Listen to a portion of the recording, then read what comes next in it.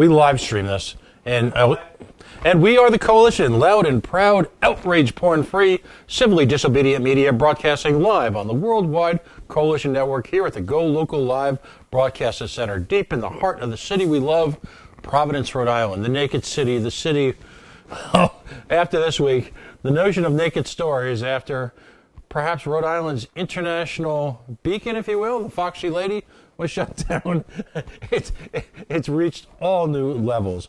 Facebook.com/The Coalition Radio, on the Mighty Mighty Twitter at Coalition_Radio, our all anti-billionaire baseball boys club Twitter feed, apolitical of course, at Pawtucket is Home, and of course the mothership, which is back up and running after a successful transfer at coalitionradio.us. We're right back at it this week. You'll see a number of missives from your American Civil Liberties Union here in Rhode Island. Joining us in the second hour will be a guest who will talk about some of the ever-increasing encroachment by your Department of Health here in Rhode Island on the rights of the individual. But, as we so often like to do, every morning we get up, and Reason.com, I actually made it my homepage on my laptop now, because it's that good, and it's that compelling, and as we always say, it's that accessible. And it's always independent thinking with independent reporting and independent news, so you're not going to get the regurgitated crap that the mainstream papers and mainstream media represents as they report, ironically, off of each other's reporting. Citing unnamed sources who very often are the guy down the hall in the same media cubicles that this guy is. We eschew that here at the Coalition. Joining me for the first time tonight is someone that I've just started following closely. His name is Mike Riggs. He is an associate editor at Reason Magazine. I can read off the resumes. It's astonishing how far-reaching independent media the resumes of Reason writers are. In his case, he previously served as the communication director for Families Against Mandatory Minimums. I got to ask him about that. Before his brief hiatus from journalism, he was a staff writer for Freethink Media, the Atlantic's City Lab, and an editor at the Washington City Paper. His writing has appeared in the New Republic, the Washington Post, Pacific Standard, the Weekly Standard, Slate, The Nation, and something I'm incredibly jealous of because I'll never be included on this for a number of levels, GQ. Mike, listen, welcome to the Coalition for the very first time. Thank you so much for having me on. And listen, we only put that bio online because, you got to sell your credentials a little bit. I promise I don't introduce myself that way at parties. Okay, but the GQ, that's special. That's the one like I said, I'm okay. We'll just leave it at that. Well, no, it's funny that you bring it up because Providence actually played a small role in that story. The piece I wrote for GQ was about going to visit J.D. Salinger's house a few months before he died. And I actually drove and stayed in Providence on the way up to New Hampshire. So your beautiful city provided me with rest and relaxation on the way there and back. And we offer a variety of things to travelers here, starting at rest and relaxation, and, well, quite frankly, moving on from there. And I will, as the same invitation I give to you that I give to the people at Goldwater and at Cato, we have what we call here at the Coalition the big beer count in the sky. And that's how many beers we owe you because of your gracious willingness to come on a Friday night after most folks in D.C. and on the Beltway are imbibing. So you've officially entered the big beer count in the sky here at the Coalition Radio. The piece that reached out and grabbed me by the neck and dragged me right into a number of articles you've written was this week's outrage du jour, which of course is the Farm Bill. If you could give folks a kind of a flavor for how the Farm Bill works. Interestingly enough, and as we were waiting to go online tonight, you mentioned and wondering about the farming industry here in the state. Other than some pretty good peat farms and a rather significant underground economy involving other types of farming, which involve. Other than that, there isn't a huge agricultural element in the state. It's much more fishing based, if you will, obviously. So when you talk about the Farm Bill here in Rhode Island, we just kind of know that, generally speaking, if you're a libertarian bent, you know that there's a lot of people in Iowa who make a lot of money selling fuel that's pretty useless for cars. And that's kind of where it typically stops. So give us a little flavor of how this Farm Bill works. Well, I think that's like the first layer of outrage is that, ethanol subsidies, ethanol, as we know, is terrible for car engines. Mechanics have been telling me this for well over a decade now. But the additional layer of outrage, which this farm bill has in spades, is that it's not just people in Iowa, it's people in New York City and Los Angeles and San Francisco who don't farm, who don't work on a farm, who don't live on a farm, but they either are a farm investor or a relative of somebody who owns or works on a farm, who also get agricultural subsidies. And there's been a pretty concerted effort from the Government Accountability Office, the GAO, the Congressional Research Service, and some members of both the House and Senate to say, wait a minute, who are we giving farm subsidies to? Obviously, as a libertarian, I think nobody should get farm subsidies at all. I'm opposed to all subsidies. But these groups in D.C. have said, okay, so maybe we have to have subsidies for farmers because America needs to eat or whatever, but who else? Do we need to give them to the cousin? Do we need to give them to the niece or the nephew? Do we need to give them to someone who was born in an urban area and wouldn't know how to hoe or row if there was a gun to their head? And for a while, it seemed like Congress might actually rein this in and say, okay, the subsidies will go to the farms that need them, and they will go to the people who own the farms. But this farm bill gives them to just anybody who wants one, anybody who can prove a tangential connection. For instance, if you're a cousin or a niece of somebody who owns a farm, you are eligible for up to $125,000 a year in agricultural subsidies. Now, the condition is that you have to have a hand in running the farm, right? But the Government Accountability Office found that this is almost impossible to disprove because the Department of Agriculture makes its determination on whether or not you play a role in operating the farm based on interviewing your family members. And that something like a phone call, and it could be one phone call a week or one phone call a month or a couple phone calls a year, qualifies as participating in running the farm. And the GAO has known for years that we don't have a good system for verifying whether or not people are participating. There was a version of the 2018 Farm Bill that sort of sought to rein in what is essentially a slush fund for the urban relatives of agrarians, and it all just got killed. It's just all gone, and nobody cares except me because I'm a lunatic. And I'm guessing it's for the same reason that nobody cares about Defense Department spending.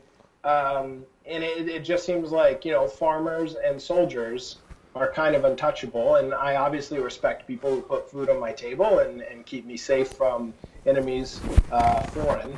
But, we got to have rules. Nobody gets a free ride, or should.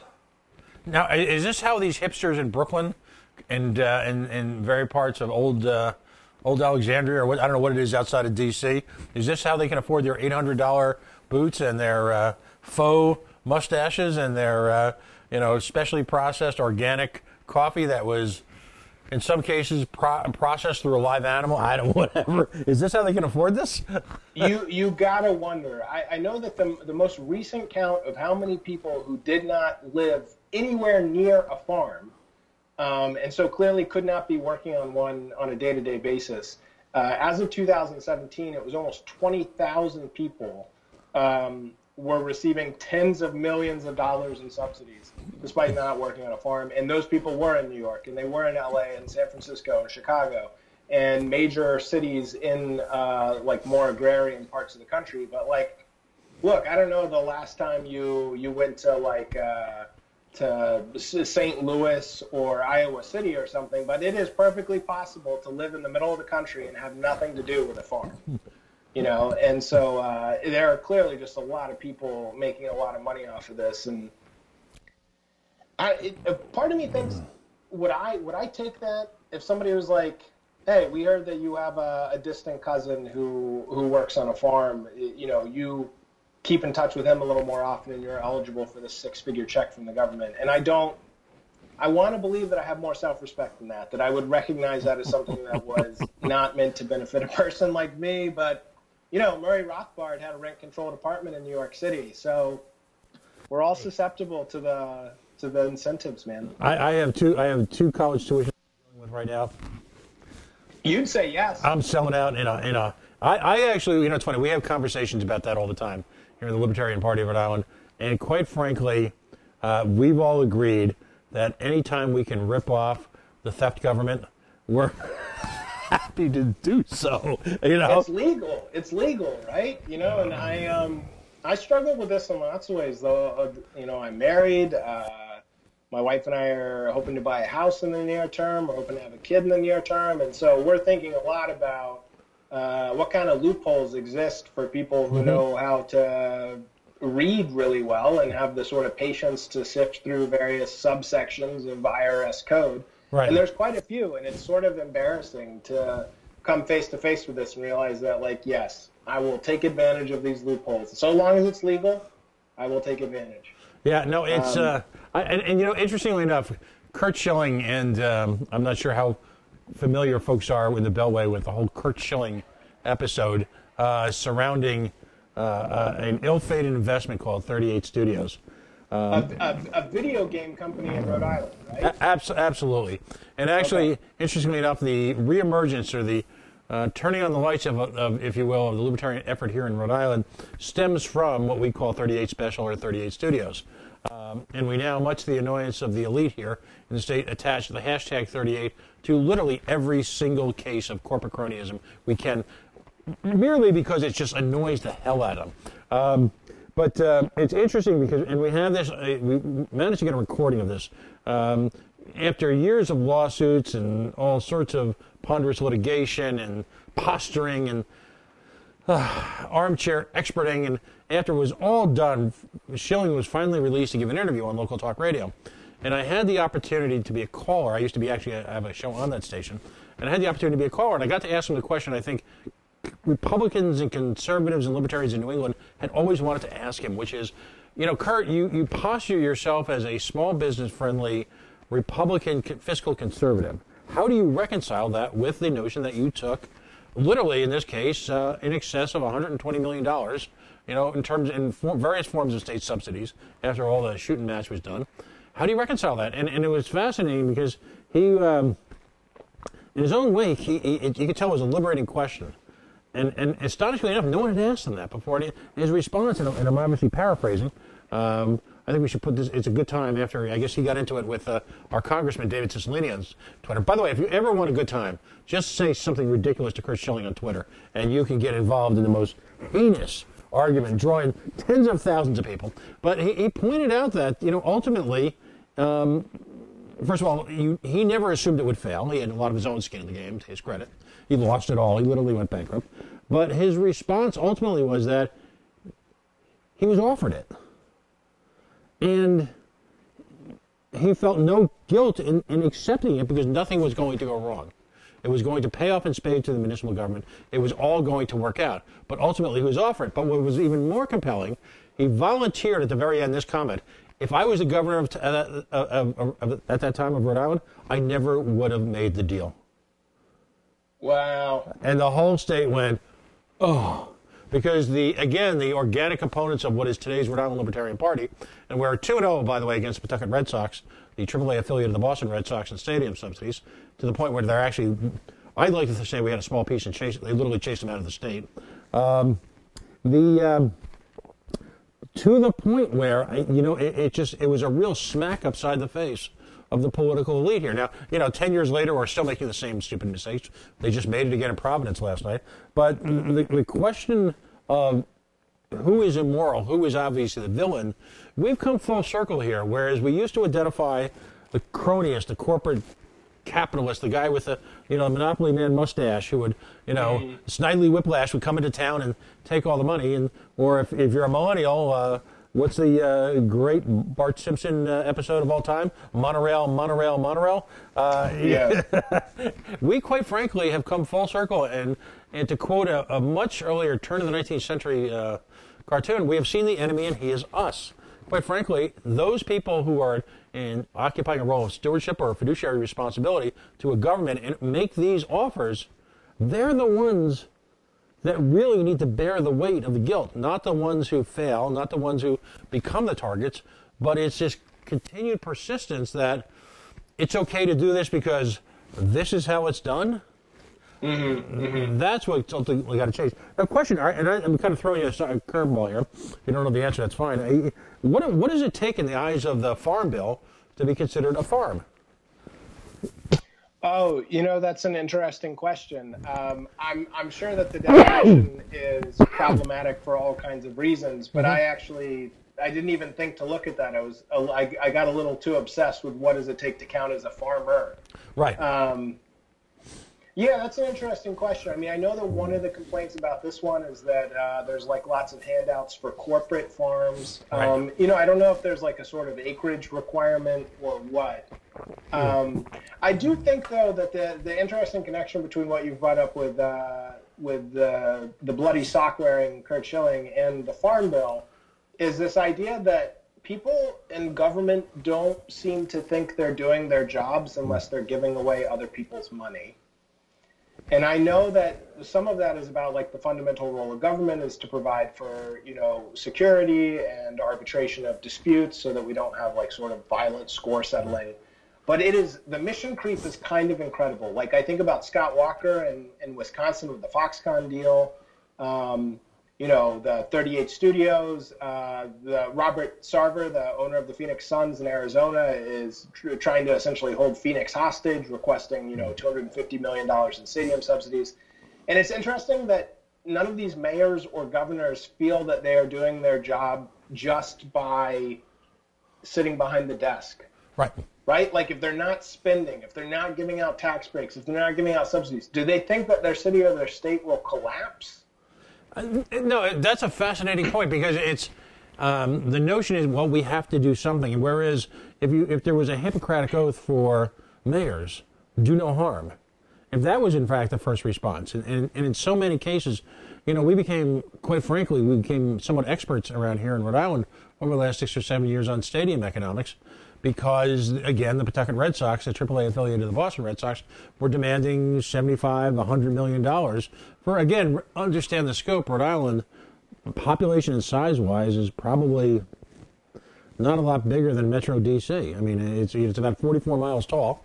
So when you consider the outward scope of D.C. into the immediate suburbs, and yet it's a state.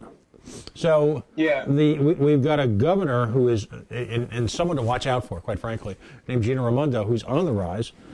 She has got a national profile because of her incredible ability to create this alternate reality about her success. There has probably been no bigger or spectacular failure as a governor, and I'm stripping away all the Democratic versus Republican. I'm a libertarian, and there is no difference between Democrats and Republicans.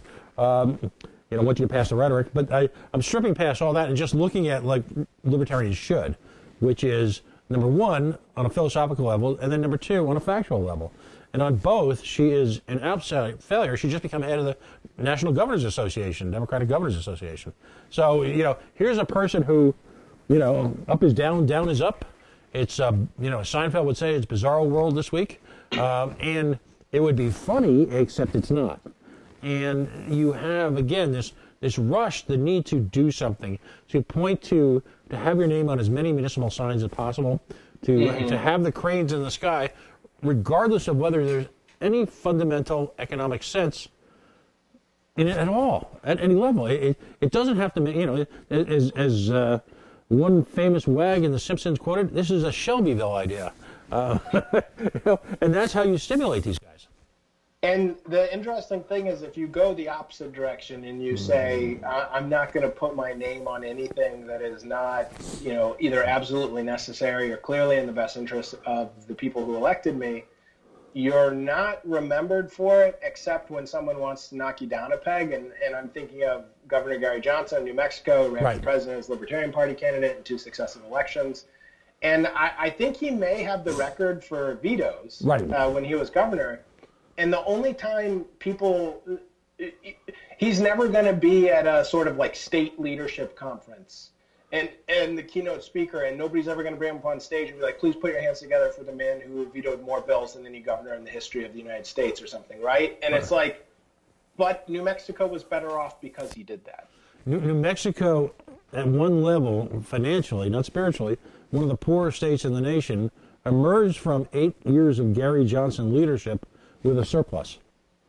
Which is insane. It is a poor state. It has bad unemployment issues and bad substance abuse issues, but nobody ever praises him for that. And I wonder also if that's the problem too, is just the definition of success for municipal and state leadership is the signs, the names on the signs, right. The number of parks that you opened, the number of the amount that you increased funding for X, Y, and Z, regardless of whether or not things got better.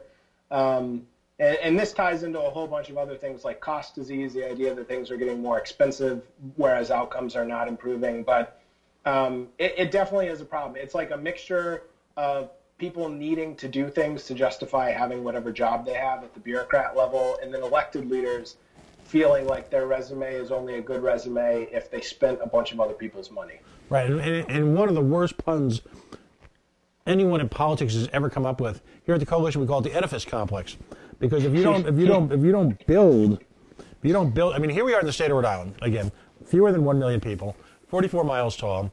We've got a convention center. We've got the Ryan Center, University of Rhode Island. We've got a huge mall, which you know how malls are doing these days. We've got the Providence Civic Center. We've got the Veterans Auditorium. You see where this is going? We could fit the entire state of Rhode Island into government buildings here in the state of Rhode Island. And none of these ever come close to breaking even. At which point then we're given the much vaunted, well, it generates economic activity, until you point out, well, actually, it really doesn't. All it does is exist in competition with private enterprises for your consumer dollar. And they fail to accept that. And we're, again, retreading the same argument. And I think ultimately it comes down to, we have convinced people to somehow root for government revenue. How many times have you heard someone on talk radio or run into someone in a political conversation where they'll preface what is obviously a ridiculous idea with the notion that it'll be great for revenue? Yeah, no, it's a very popular thing. This will raise money, right? And that's how revenue is framed. This will raise money for education. This will raise money for veterans. This will raise money for public safety. And it's like, can we just try every now and again saying, and we're going to find a new way to take money out of your pocket to pay for things that you don't actually want and won't use. Right. And you can't really say that, and I get it. Yeah, it is so frustrating. And it's interesting, too, because I have sometimes wondered, when I'm walking around the city, I actually recently moved from Washington, D.C. to Philadelphia. My wife got a job up here. And I wonder, when I'm walking around, what am I enjoying about the city that was paid for in unscrupulous, mandatory ways? Right. And I actually think that if you live in a place that is economically healthy or robust, you don't need those things. Right. Right? And places that do need those things, I don't know, do you feel like Providence would be a great city without all those buildings? Yeah.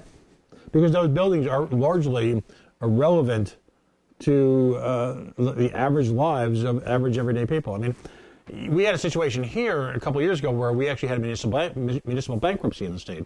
A little burg called Central Falls, Rhode Island, a 1 square mile town, which, despite being 1 square mile and being one of the poorest towns in the state, where the school system is actually being run by the Board of Education, which, yikes, that isn't working out very well, where they went bankrupt, in the full municipal blown-out version. And we pointed out that the day after the bankruptcy, which obviously outraged the apparatchiks, if you will. I love that term. I brutalize it pronouncing it. But the same sort of Russian bureaucrats exist here in the United States. Nameless, faceless, shapeless, jobless, people who just seem merely to exist somewhere in the ether. They were the only people outraged. The average person in Central Falls simply continued on their daily lives as if really nothing had happened. But at the same time, they managed to just cut out a chunk of waste, and they had to redo pension contracts that were clearly not sustainable.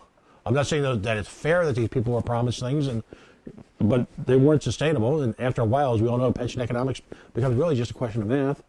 And then the average, and the city is better off for having done it. So the notion that not only do we not need these vast buildings and institutions that government erects allegedly for our benefit, we're actually better without them.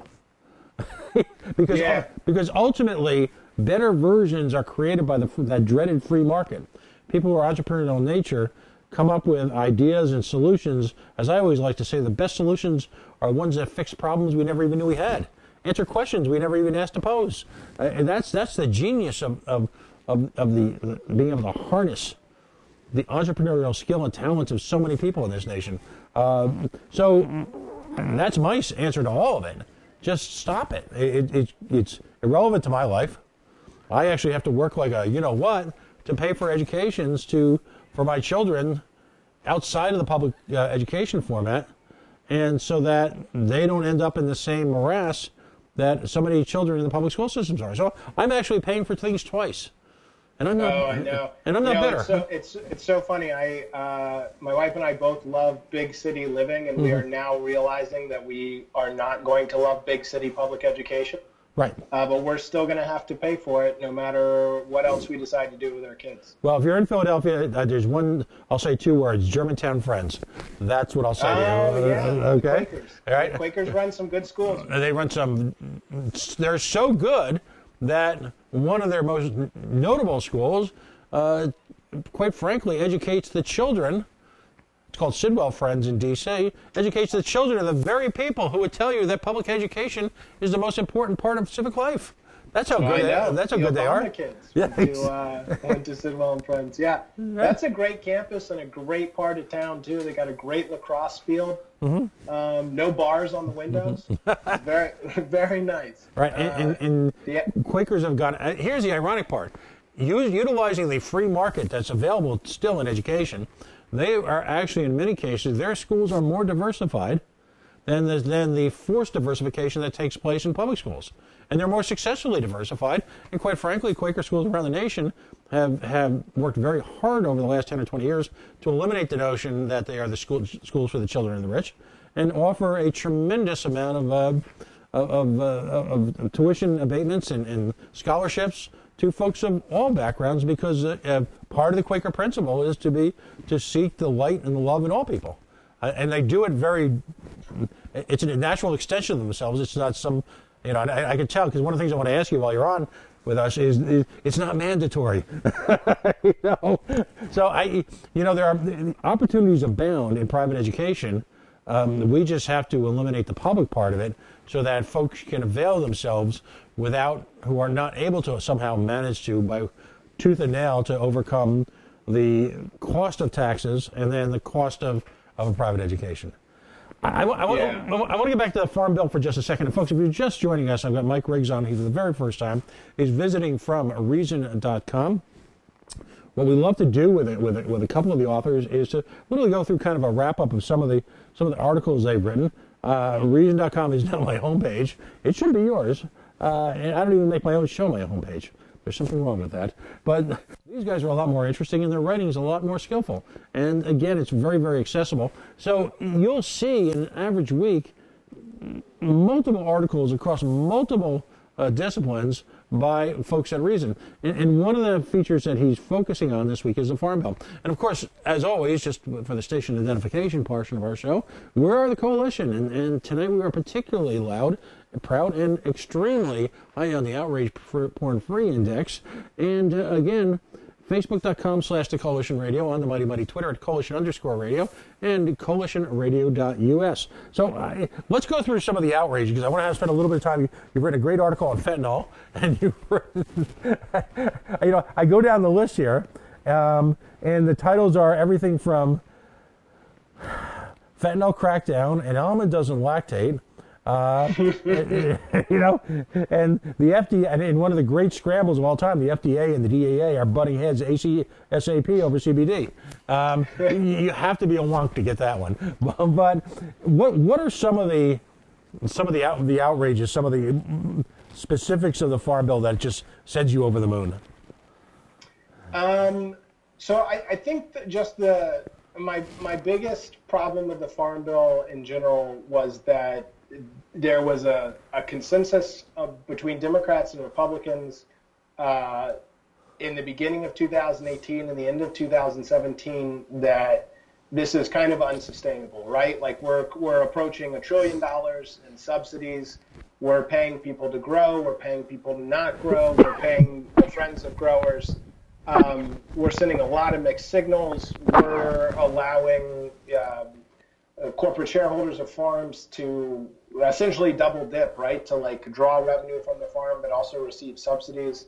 And I think my biggest frustration was that there was a consensus that a lot of this is bad and wrong and wasteful and, inappropriate. Mm-hmm. And it all went out the window. One of my colleagues at Reason, Peter Suderman, has an interesting piece coming out, the magazine that will be in subscribers' mailboxes at the end of January and on stands at the end of January and the beginning of February, made the sort of argument that part of this is because Mitch McConnell is a very victory-oriented guy in terms of politics, but not policy. Right? He had colleagues, Republican colleagues, who worked really hard for almost a year to say what's good about a farm bill, what's bad, how do we get through the good and get rid of the bad. And then he just tossed it all in the trash and wrote a giant, nearly $1 trillion welfare bill for people who don't even live on farms, and rammed it through. And it's a victory. And he's happy and he's thrilled. And I think that's the biggest thing, rather than any specific policy point in the Farm Bill. And I'm happy, by the way, that hemp was legalized because it should have never been illegal. The most frustrating thing is that McConnell is so obsessed with these political victories. He gives no thought to policy. I'm not sure how much he knows or thinks about policy. He's very good on Robert's Rules of Order, which you need somebody in the Senate to be good at that. But I'm also frustrated in general that the Farm Bill is like sort of a prime example of the Republicans completely divorcing themselves from any sort of lip service to small government. Our deficits are out of, and that's the other thing. Like, this Farm Bill caused me to ask myself the question again: if Republicans do not stand for spending less and taking less from people, I don't know what the point of that party is. Great segue, because that's my question. We have seen an explosion of the deficit, an explosion of government reach on anything from a farm bill to FOSTA-SESTA to NDEA. Any one of these, we have seen this explosion of government that would actually make Barack Obama blush. Yes. Yes. Counter to literally everything they stand for, yet somehow the cult of Trump is allowed to stand between themselves and any level of accountability whatsoever. Bill Niskanen, who used to work at Cato, and now there's a semi-libertarian think tank named after him, but he actually sort of looked back and said, when do we get manageable deficits? When do we get like constrained spending in a divided government context? And he actually found that it really only happens when you have at least one house of Congress is controlled by Republicans and the White House is occupied by a Democrat. And when you talk about Obama perhaps blushing at these deficits, I think what that is part about is that a Democratic president dealing with a Republican-controlled House or Senate knows that they're going to have their feet held to the fire every time they come to Congress with their own version of a budget. And when you have Republicans in charge and a Republican is coming to them saying, like, here's what I want to spend money on, the party's principles, its platform, its intellectual history, its philosophy, its ideology, all these things should be serving as the check. But unfortunately, I don't think those things, they feel paper thin. Right. When you have a guy like Paul Ryan retiring with deficits that are much larger than the ones than we had when he came in as House Speaker, you really have to question whether or not any of this is real for them. and you have to register as a libertarian. Well, yes. That's kind of a joke. I'm actually not a member of the Libertarian Party, but I am a lowercase libertarian. In 2020, I may just have to vote for Bill Weld, or maybe Gary will run again. Who knows? Later on in our show tonight, we have a woman named Kim Ruff, who is a member of high standing of the Libertarian, the Libertarian Radical Caucus, and she's put her hat in the ring to run for the presidency. And there's a lot of us, quite frankly, who are large scale, large L, lower L, whatever. I'm a libertarian through and through, who, quite frankly, has been looking for someone who can articulate. And let's just say, hypothetically, we had an opportunity during a presidential election to go on a nationwide TV show that might be aimed squarely on a network that catered almost exclusively to lily white limousine liberals. And the woman who was the architect of its principal flagship show had spent years bashing libertarianism, and yet you had an opportunity to go on that show. Can you imagine a situation like that? Well, we after our experience, our one shot at that actually happening in 2016 and it being an utter failure, there's a lot of us who are willing to forsake the glamour of we call it the celebritarian candidate, and get someone who can articulate a clear, accessible, humane definition of what libertarian actually stands for, and that's respecting the rights of the ultimate minority of the individual, and actually pointing out that libertarians supported marriage equality in 1971. Why did it take Democrats generations? Pointing out that we opposed the war on drugs in its inception. Pointing out that the only individual candidate for president who was openly gay to get an electoral vote was in fact a libertarian. All of these things which completely contrast the cliches surrounding our movement. And I will always say, when I'm accused of being a Koch brother loving, capitalist, first of all, I'm an unapologetic capitalist. I believe that capitalism is the mechanism by which the individual reaches their full human potential. I'm, as a guy who is allegedly the CEO of a small political party, if the Koch brothers want to give us money, please, we could use some. Again, you listen to David, I'm here, help me. It's we had this conversation with Eric Eric at your magazine. I just am astonished at which, not only just the frequency, but the size and rate at which Republicans essentially trash any legacy, conservative legacy whatsoever. I'll point out to Foster and Sawston. I know that's Shasta, that's more Elizabeth Nolan Brown's territory. But the notion that the federal government would directly impinge free speech rights on the internet, and the notion that those were Republican-sponsored bills, is horrifying.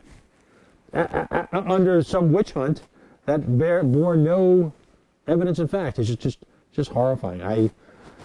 It's a whole nother discussion. I know you've got other guests to bring on tonight, but what both parties are sort of transitioning to in terms of, Democrats for a long time like to think of themselves as these like really sophisticated technocrats who, yes, we will tax more, we will spend more, but we'll be super efficient with it, and the return on investment will be incredible. That's not true anymore. Republicans we're going to scale back size and scope of government in order to allow the individual and the entrepreneur to thrive and flourish and, like you said, create solutions to problems we didn't know we had. I now see Democrats as saying it doesn't matter how much it costs to get universal health care, we're going to have it, and if we don't have enough money, we'll print more. And I think Republicans now believe that human capital is...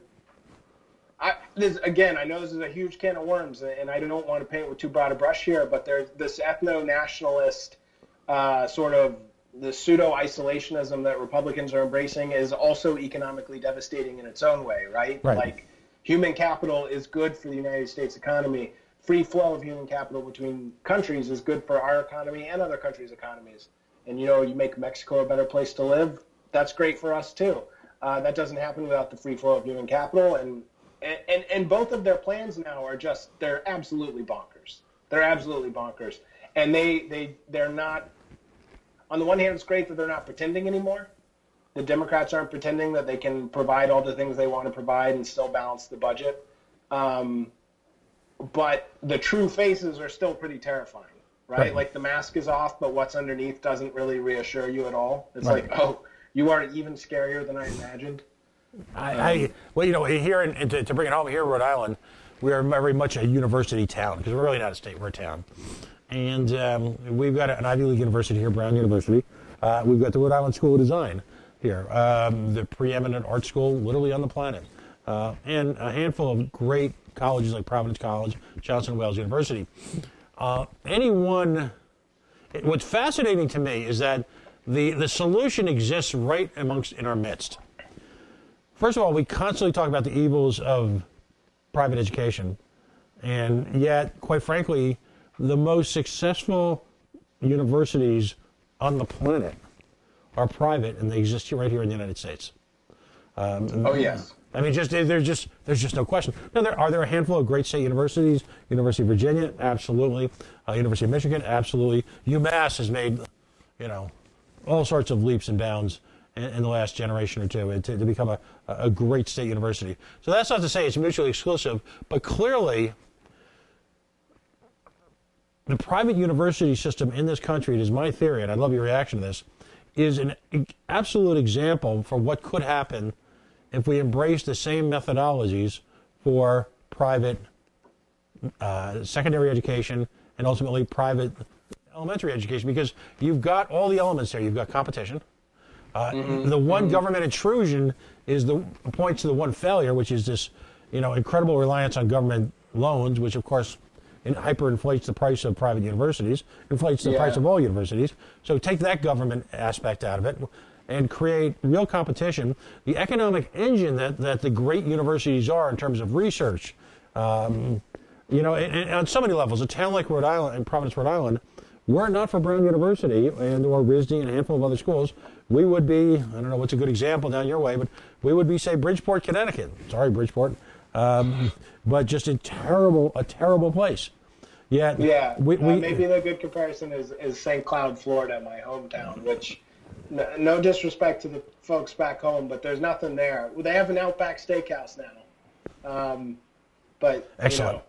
But our private university system and the academics that come from around the planet are not a threat. They are a hyper engine for our economy because they bring their innovations and, if allowed to, stay here and ultimately create them here, which the halo effect economically is astonishing. On a primary level, the university towns that they inhabit are often have some of the best qualities of lives in the nation for everybody, whether you be quote-unquote working class, blue collar, or an academic, because of the richness of the life they bring, and quite frankly, the money that's directly injected right into the veins of the local economy by the presence of powerful people from around the planet. Very often, if the tax structure is amenable, a lot of those people stay and innovate right in that community. And at the same time, they bring the skills from around the world, engineering skills, math skills, all the STEM that we can dream of, and they bring it right here, right into our country. And yet we exist in a world, as you put it, ethno-nationalism, where somehow, in the twisted logic of a political party that calls itself free market, all right, and entrepreneurially driven, somehow that has become an evil. We should be putting out the red carpet for folks from India, from Latin America, from around the world, Russians, who are highly skilled and bring to this nation a cultural, entrepreneurial, intellectual wealth that clearly, when you look at our failed public school systems, we seem to be incapable of generating ourselves. It's night and day.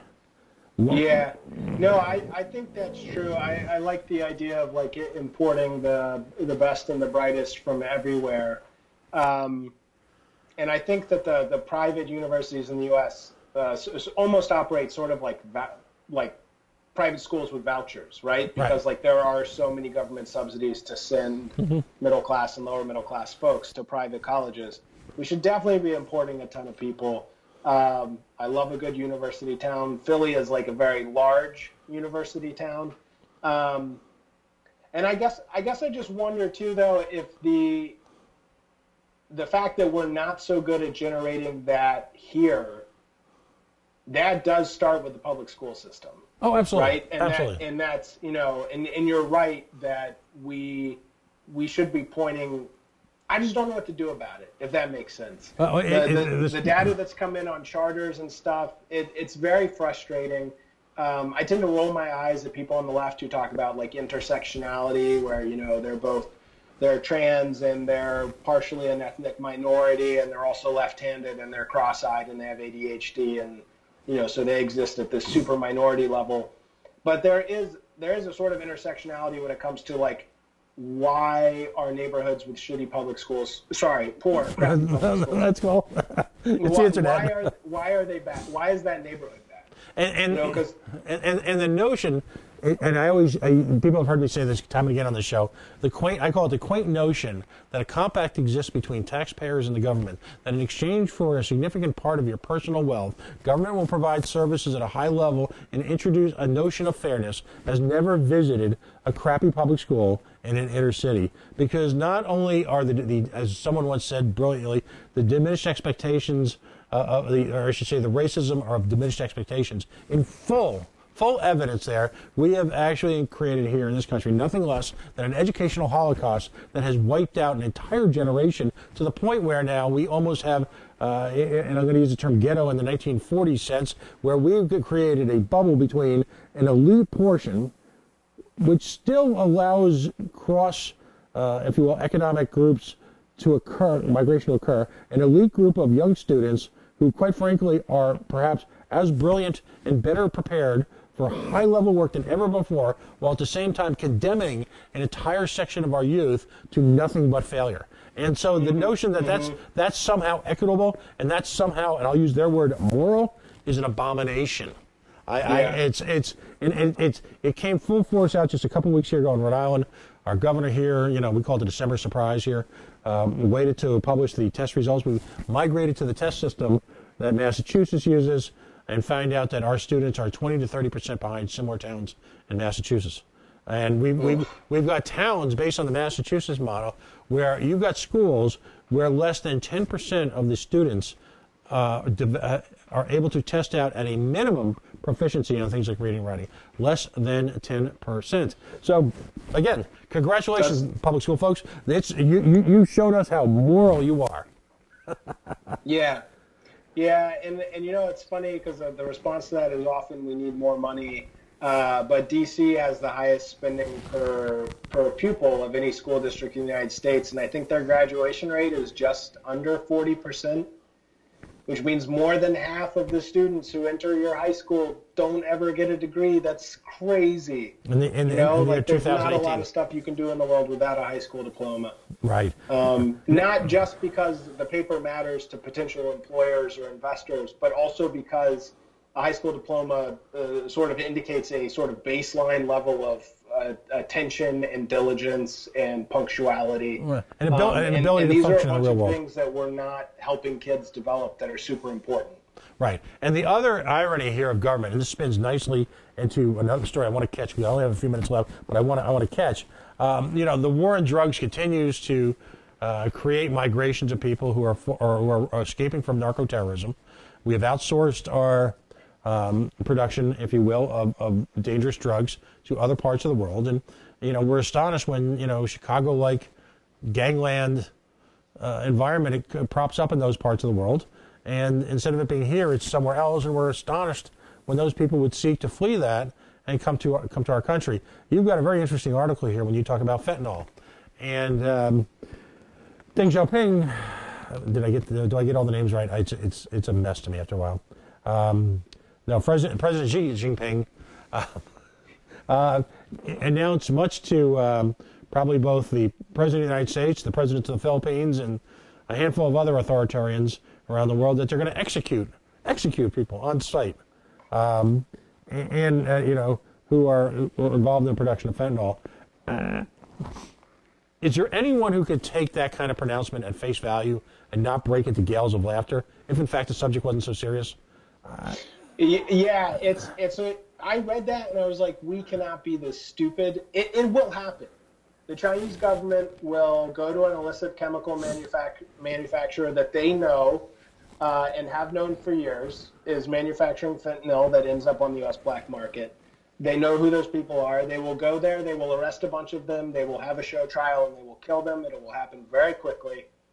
I'm totally anticipating this happening. There's an announcement. There's a bunch of stories in the Chinese press.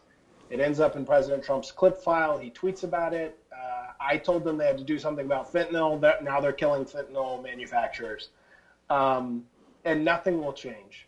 Nothing will stop. The only thing that will be different is that the state will have murdered someone, and nothing will change because it doesn't work this way, right? Like it's, you can use whatever metaphor you want, that if you cut off the head of the snake, multiple heads reappear in its place, that if you squeeze the balloon, you may clamp down on one part, but another part expands. There's a million metaphors, all of them backed up by studies over the last 40 years that show there is actual no way to eradicate human desire for an altered state of mind, and that the best thing that government can do is make it less dangerous. And you make it less dangerous by creating room for a legal market where people can demand things like transparency and customer service, right, and reliability and quality control.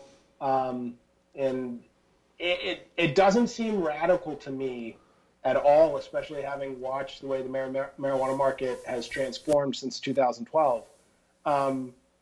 But people will still literally inflate their chests, indignant at the suggestion that the solution to the opioid crisis might be to give people cleaner opioids. Spend a little less money on busting people, a little less money on Medicaid for people who show up at the emergency room with an overdose because they took a drug they didn't realize they were taking, and maybe just let a market pop up and let nonprofits step in to provide some of the social services for people who want to quit. Right, exactly. This doesn't seem revolutionary to me, especially when the death toll keeps going up and up. More of the same is the thing that seems like radical in a stupid way to me. Right. The notion that a prohibition model on just about anything can exist post-Volstead Act, post-Chicago of the 1920s here in the United States is ludicrous.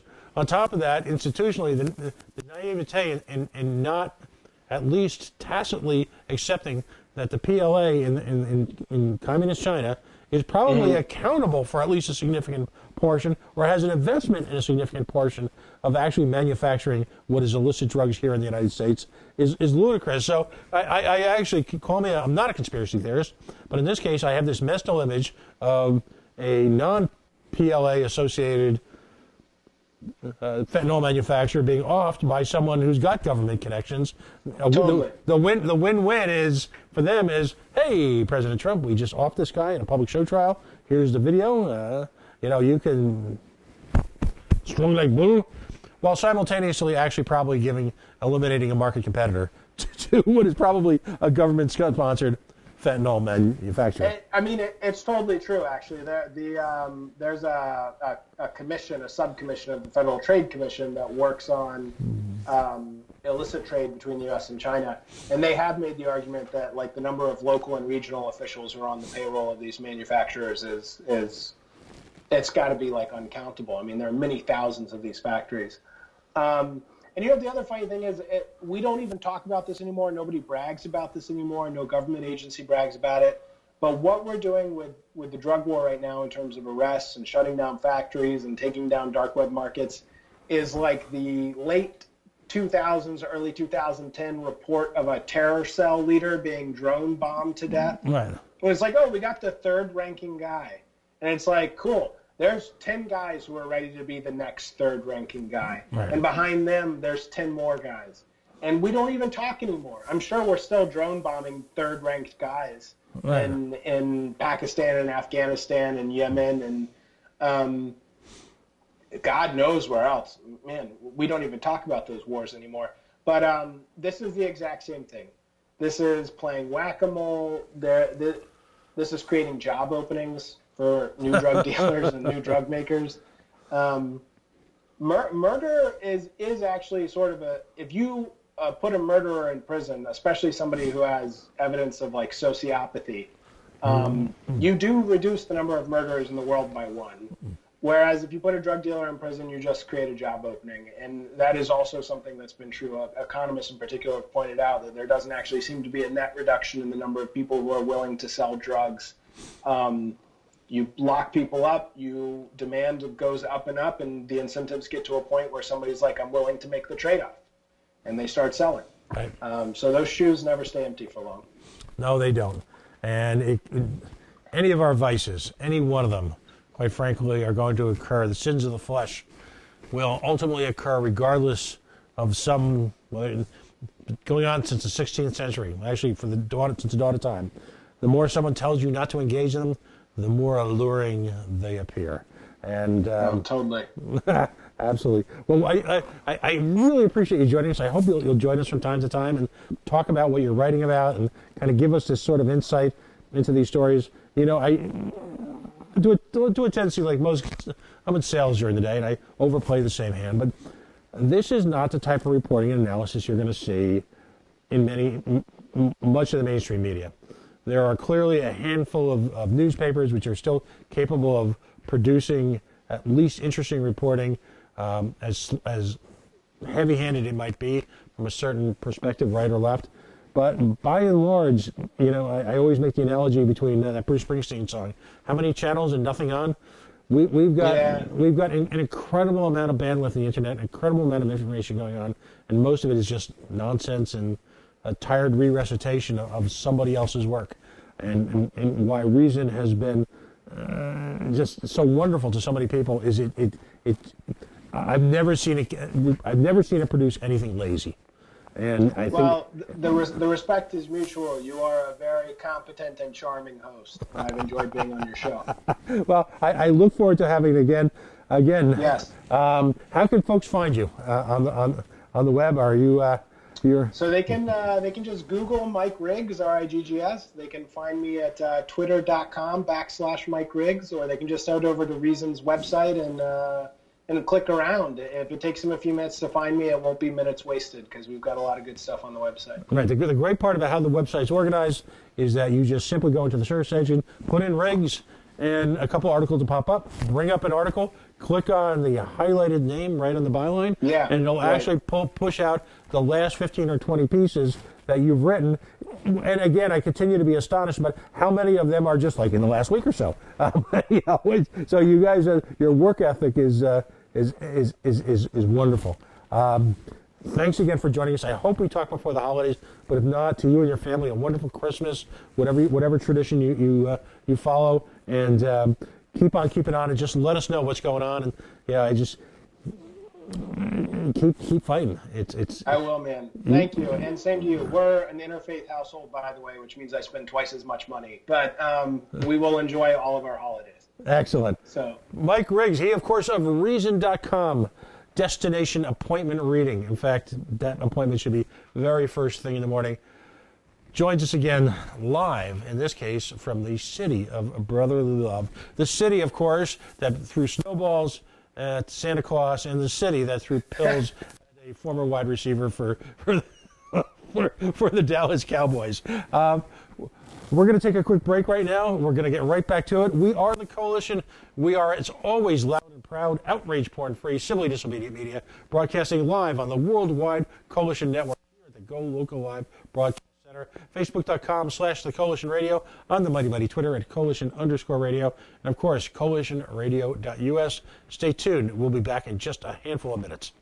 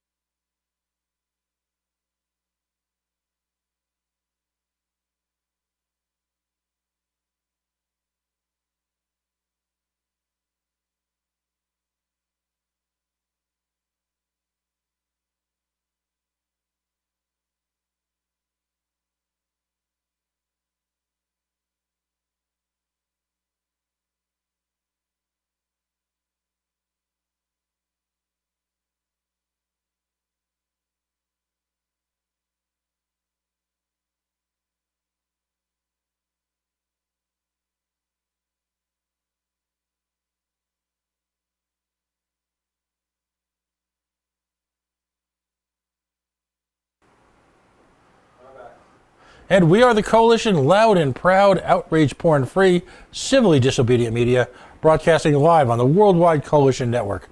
Here at the GoLocal Live Broadcast Center, 90 Way Bossett Street, in the heart of the city we love, Providence, Rhode Island. Facebook.com/The Coalition Radio, on the mighty Twitter at Coalition_radio, and of course the mothership at coalitionradio.us. Anyone who's ever watched our show or followed us understands that the American Civil Liberties Union is part of our DNA here. And while that may infuriate some, we'll always point out to you a post that we've got up, about a 45-minute interview with Stephen Brown, the executive director of Rhode Island chapter of the ACLU. We call it Why You Need to Join the ACLU. And he can point out historical examples of you, regardless of your political orientation, whether it be hard right. The reason why, quite frankly, the ACLU can appear polarizing is because they support the constitutional rights and the natural-born rights, well, of everyone. And in a world where we increasingly see any level of bipartisanship or cross, if you will, contamination, I'll use the Trumpers' words, as an increasingly evil, I would say, grow up. We need people to look after the rights of the individual. And I've always found it ironic, someone like myself, who is clearly very, very conservative, I'm a libertarian, who believes in small government, that those folks who advocate against small government, when it comes to areas surrounding the Fourth Amendment, incarceration, recidivism, the prison pipeline, any one of those issues, all of a sudden finds themselves in the interesting position of cheering on the government. Yikes. Again, grow up. Let's not see through things as a litmus test all the time. Joining me for the very first time, I'm proud to say, is Megan French. Now, see if I pronounce it properly. Is it Marcelin? Yeah, that's perfect. All right. She serves as the project coordinator for JLUSA's A Working Future campaign. They seek to dismantle barriers to employment and other collateral consequences of mass incarceration for people with criminal records. You come to this position after previously serving as the ACLU's policy research manager. Taking from your biography, you oversaw a broad portfolio of advocacy-driven criminal justice research, spearheaded the national organization's national reentry work, managing partnerships with corporations and workforce development agencies seeking to implement fair change policies, worked with grassroots organizations in several states, including now Rhode Island, to draft legislation on occupational licensing. Ban the box. Yes, I said it. Ban the box. I know out there's some people who are outraged that we should ban the box, but quite frankly, again, if you seek tremendous ill as we do in the war on drugs, you'll understand the discretionary nature of so many arrests in this nation for the use of a plant. The notion that they should carry this forward with them on their lives like some scarlet letter, quite frankly, is ludicrous if you believe in justice, civil liberty, and quite frankly, giving people an opportunity to, I don't know, move on, have a life. If you believe in redemption. Of course, and there's voting rights. Her analysis of legislative history was instrumental in the enactment of new legislation spearheaded by Vote LA that restores voting rights to nearly 70,000 Louisianans on probation and parole. Wow. Holy cow. You're the author. A fun one. I can only imagine. You're the author of several reports on criminal justice reform and reentry, including Bullies in Blue, Origins and Consequences of School Policing, Back to Business, How Hiring Formerly Incarcerated Job Seekers Benefits Your Company. Yes, it does. She has worked with criminal justice stakeholders across the country on issues ranging from sentencing reform. Yeah, how did that 3 strikes out work, huh? That surely helped things along. And holds a PhD from Columbia University. Megan, welcome to the show. Will you grace us with your presence? You were in Rhode Island this week. What's going on? Thank you so much. I'm so happy to be here and talking with y'all, and we'll be in Rhode Island again next week to meet with some of the state agencies that have been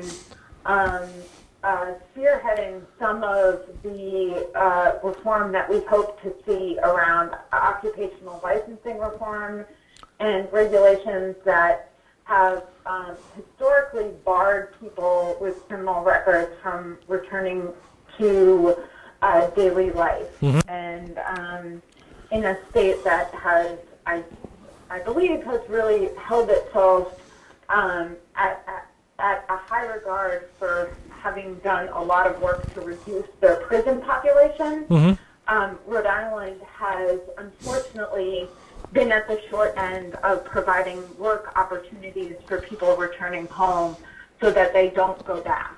Right. Right now, and here's the irony, some would say we are still in a boom economy. Rhode Island is literally 20 to 30 miles away from the outer edges of arguably the hottest economy on the planet, where jobs are going wanting. Market forces are actually pushing, salaries, hourly salaries, even for entry-level positions, up above that magical $15 mark that so many people advocate for. Yet, folks who spent time in the prison system and the criminal justice system find themselves in this huge issue where your ability to get work for perhaps, and we're not talking about people who are, pathologically violent. We're talking about people who, quite frankly, are guilty of things that in many states are no longer even a crime. What are some of the statistics here in Rhode Island? How pervasive is this? So this is really interesting, right? Because we have been told over and over again by our federal government that the national rate of unemployment is hovering around 4%, right? And it's one of the lowest national averages in the last decade. Now, that is absolutely true, but when we turn that over to people who have criminal records, it becomes an entirely different scenario. On average, 27% of the formerly incarcerated population is persistently unemployed. 65% or more of people are not able to find a job within their first year of returning home. And when we break that down by race, it's even more pervasive. So Black women and men tend to have a rate of unemployment with a criminal record of almost 40%. And so what we're seeing here is the creation of a persistent and perpetual second-class citizenship in the United States right now, and certainly in Rhode Island, where the state has the second lowest rate of incarceration and the second highest rate of probation. And so we're in a scenario where people are struggling to find work, and it is creating a cycle of reincarceration that cannot be stopped unless we begin to provide the same opportunities, the same level of employment that everybody else in this country is supposed to have. Simultaneously, particularly amongst marginalized communities, legislation at the federal level like FOSTA and SESTA closes off even opportunities, if you will, with maybe what some might consider more extreme reaction to joblessness. We've essentially marginalized a community of people where one has to wonder, what else can we do to them? Talk about what ban the box means, because a lot of people are confused about that. That's exactly right. And there's been a lot of controversy around ban the box in the last couple of years, and part of that has been because economists have decided to take up what is actually a human-centric issue as one that's just about numbers. And the reality is, ban the box as a policy, which for listeners who are not familiar with it, refers to policies that basically take the box off job applications that says, have you ever been convicted of a record, have you ever had a felony, etc., and allows people to go into interviews and be evaluated first by their skills and then by their criminal record if it is relevant to a job. Right. And this is something that Rhode Island fought long and hard for, won in the state, which is incredibly exciting, and folks should be incredibly proud about that. But the controversy has been that for marginalized communities and in Providence and surrounding areas of Rhode Island, we're talking about Black and Latino communities. The sort of naysayers of ban the box policy have said, Well, when you implement ban the box, what it does is actually start to make employers discriminate wholeheartedly across the board against all people of color. And what that tells me, as someone who is a historian, a political scientist, and has spent the last 7 years in advocacy, is that what people are doing is actually violating the terms of the 2012 Economic Employment Equal Employment Opportunity Commission's guidelines of 2012 that say, actually, when you're doing that, you're actually violating the Civil Rights Act of 1964. And so what people need to understand is it's not the policy of ban the box that is dangerous. It's the way that employers are responding to it. And so what we have to address is systemic and structural racism, not the actual policies that are in place that allow marginalized communities, and particularly criminalized communities, a foot in the door with employers. Right. What kind of impact has this closed door, this had on these communities? Is there, I'm not sure what kind of research has been done into it. I mean, I have to imagine it's devastating, but is there a way to make it as graphic as possible, literally to rhetorically bop someone on the head and just make them look? How has this decimated family structures, and how has it destroyed entire communities? So as I said before, at least 60% of people are unemployed within their first year coming home. Mm-hmm. Now, what we know about recidivism rates is that in the 75% of the population nationwide will recidivate within 5 years. Mm-hmm. 50% of that will recidivate within the first year. Right. And so there is a direct correlation between opportunities of employment and our recidivism. So if we're taking the sort of right on crime approach, that is a detriment to our public safety. If we're taking the business approach, that is literally taking jobs and tax money and income out of communities. And if we're taking the sort of more liberal, human-centered approach, then we're talking about what's happening to families. And I think really that needs to be at the heart of this matter, is that families have been decimated by over-policing and over-criminalization for the last 50 years by policies that were, in fact, bipartisan.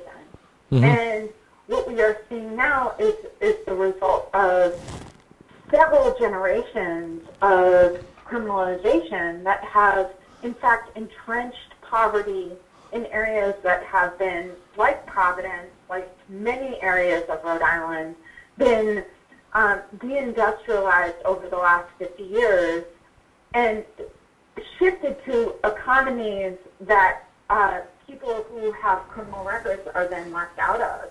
And what happens when you're left out of an economy, it is not people's nature to want to go back to prison. People go back to prison because there is no opportunity. And frankly, families are being decimated across the country, not just Rhode Island. Oh, excuse me. Bad cold. Thank you. Has there been any attempt to perform some type of cross correlation, for lack of a better word, with states like Rhode Island, which have incredibly repressive parole administration? I mean, in Rhode Island, the word is, if you look the wrong way at certain people, you've got a parole violation. Has that been analyzed, or is that at this point you've got just so many cross competing influences, it's almost impossible to? So it's really interesting because I just came back from Rhode Island a couple of weeks ago. I'm based in Brooklyn and in Harlem, New York, and one of the reasons I was there was to film people who had actually been impacted by occupational licensing laws in Rhode Island. Right. And if for listeners, there are over 150 occupations that require a license in Rhode Island.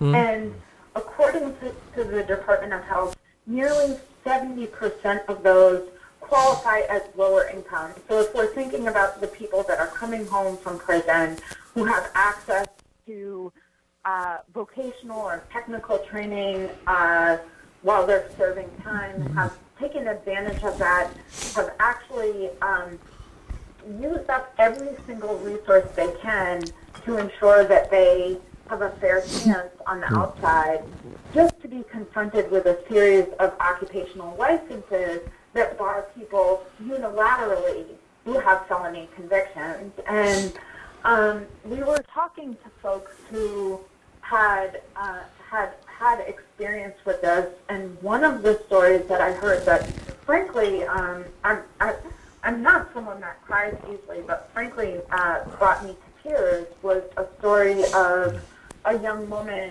who had served time for a pretty serious crime, had come out. She had found a working job, a gainful employment in a minimum wage job, and her mother died. And because of the conditions of her parole, she was asked. She could not have a driver's license, and she needed to pay the funeral home in order to get her mother buried.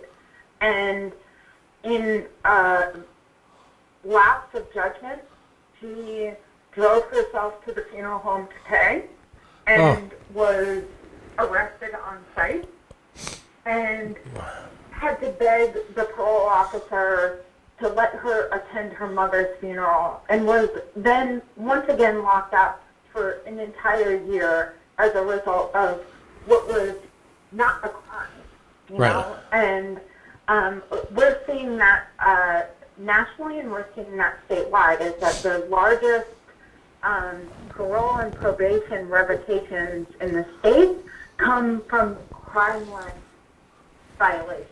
They come from the failure to pass a drug test, that they come from onerous restrictions about how people have to report in. They come from fees that are designed to keep parole and probation units solvent at the same time as they're literally taking the last dollars out of economically marginalized communities. And so I actually don't think we can say enough about the role of parole and probation in continuing what is a cycle of mass criminalization of certain communities, but also a cycle of folks not really having economic opportunity, because this is not just the work that we're doing at Just Leadership USA under this Working Future campaign is not just about having access to employment. Because if the idea was that you get out of prison and your only access to a job was at a McDonald's or a Target, and whether you wanted to be an architect or an engineer or whatever else, that you never had access to that, that would not be a just society. That would not reflect anything about what we have called the American dream. What this is about meaningful access to employment and opportunity. This is about creating pathways for communities that have been marginalized both economically and socially and politically from a whole source of resources, whether that be education, whether that be access to housing, and finally access to jobs, because we know that economically that's where it starts. Right. And here's a frustration. I try to explain to people that if you're in one of those communities and you are part of the working poor, that very often you are a speeding ticket away from the prison system. A speeding ticket will That's right. potentially result in your inability to pay it because of the onerous nature of the fines. You then find yourself one of three solutions. Our failed public transportation system here, which can't get you to work, paying cab fares and or rideshare fares, and or, again, succumbing to that, I'll just drive this one time, because if I'm late for work, I'll lose my job, and then you'll sink into the cycle, the vicious cycle, even further. You then all of a sudden find yourself getting arrested for driving on a suspended license. If you're already been incarcerated, then you've got a parole violation, and let the games begin. And I forgive my cynical, lighthearted, dark humor, but Megan, it's just it's almost predictable, isn't it? It is, and you know, to give you an example of and where I live, but I've seen this in the streets of Providence as well, is, you know, you have a situation where we know. Actually, let me start here. This is something I used to do with employers when I was working on fair hiring at ACLU. Is I'd give everybody a Post-it note, and I would ask them to close their eyes and think about the worst thing they had ever done in their life. Mm-hmm. And then I asked them to write it down on that Post-it note and put it on their forehead. And people would start to shuffle and look panicked and confused. And then I would say, you know what, I actually really don't want to know. But you should know that's exactly what a criminal record is for black and brown people in this country. It is the first thing and the last thing that people are looking at all of the time. Right. It is a perpetual civic debt. And so when we talk about that, and I think your example of a speeding ticket that leads to fines and fees is perfect, I would say it's as easy as hopping a turnstile in public transportation. It's as easy as being pulled over and stopped and frisked for less than, you know, a $10 baggie of weed. Right. We know what this leads to, and because certain neighborhoods are policed in a very different way than, say, Jamestown is. You think? That because we know that, we know then that there is a sort of domino effect that takes place in the criminal legal system. And I say that criminal legal because right now we don't have a justice system that actually works. So what happens is, and this has been recorded in research done by the Vera Institute, done by Harvard, done by Columbia University, is that the first arrest determines a ton of what happens to you in the criminal legal system. Mm-hmm. Is that because black and brown youth are arrested younger, because they don't have money to afford bail, because they do not have access to great criminal defense attorneys, mm-hmm. what happens is just what we see all over the place is black and brown communities are subject to guilty pleas at a higher rate, right? Plea bargaining at a higher rate, longer sentences, longer mandatory minimums, and the result is a higher rate of recidivism. And so when you think about the idea and what was sort of phenomenal about these interviews that we did with folks in Providence was, you know, one guy was talking about being in prison and hearing about the Obama administration's Second Chance Act and thinking about, like, what would it actually mean for a second chance. And for me personally, I don't like that language because I think there are the majority of communities that we're talking about when we talk about mass criminalization haven't had access to a first chance. They haven't had access to the kind of education systems, resources, connections that most middle-class white Americans take for granted. Right. And at the same time, some people need a 5th, 5th, 6th, 7th, 8th chance. But the fact is that we should be living in a society that provides that level of opportunity. And one of the things he was talking about was that wasn't actually available to him when he got out. The reality was he was confronted with a system where, having done a bachelor's degree while inside the federal system, came out, applied for 77 jobs without even getting a call back. Mm-hmm. So this is someone who has turned their life around, has gotten a bachelor's degree, has made changes to their lives, and is now riding a bicycle down 95, 7 miles each way, in order to go to a minimum wage job, just to put food on the plate of him and his newborn son. Right. It's astonishing. To your earlier remark, I would imagine, I don't know if you've heard of this particular group, legendary group of law enforcement officers called the Jump Out Boys. The Jump Out Boys were famous because they were called that because their car would pull up onto the curb, and officers would jump out and start looking for gang affiliations, start looking at any one of a number of issues, mainly because the younger people who, in many cases, were doing nothing wrong, had tattoos, colors that can be quote unquote construed as gang affiliations. Normal excuse and crap that is engaged in by law enforcement to attempt to successfully marginalize, and at the same time attempt to ensnare into the quote unquote judicial system.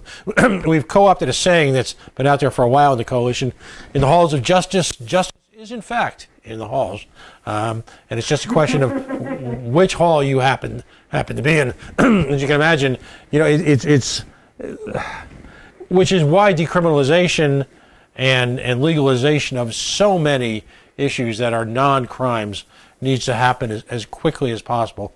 You look at the overall picture now, and you see, for so many people, as you pointed out, these entry-level careers, technical jobs, are so important to the working poor.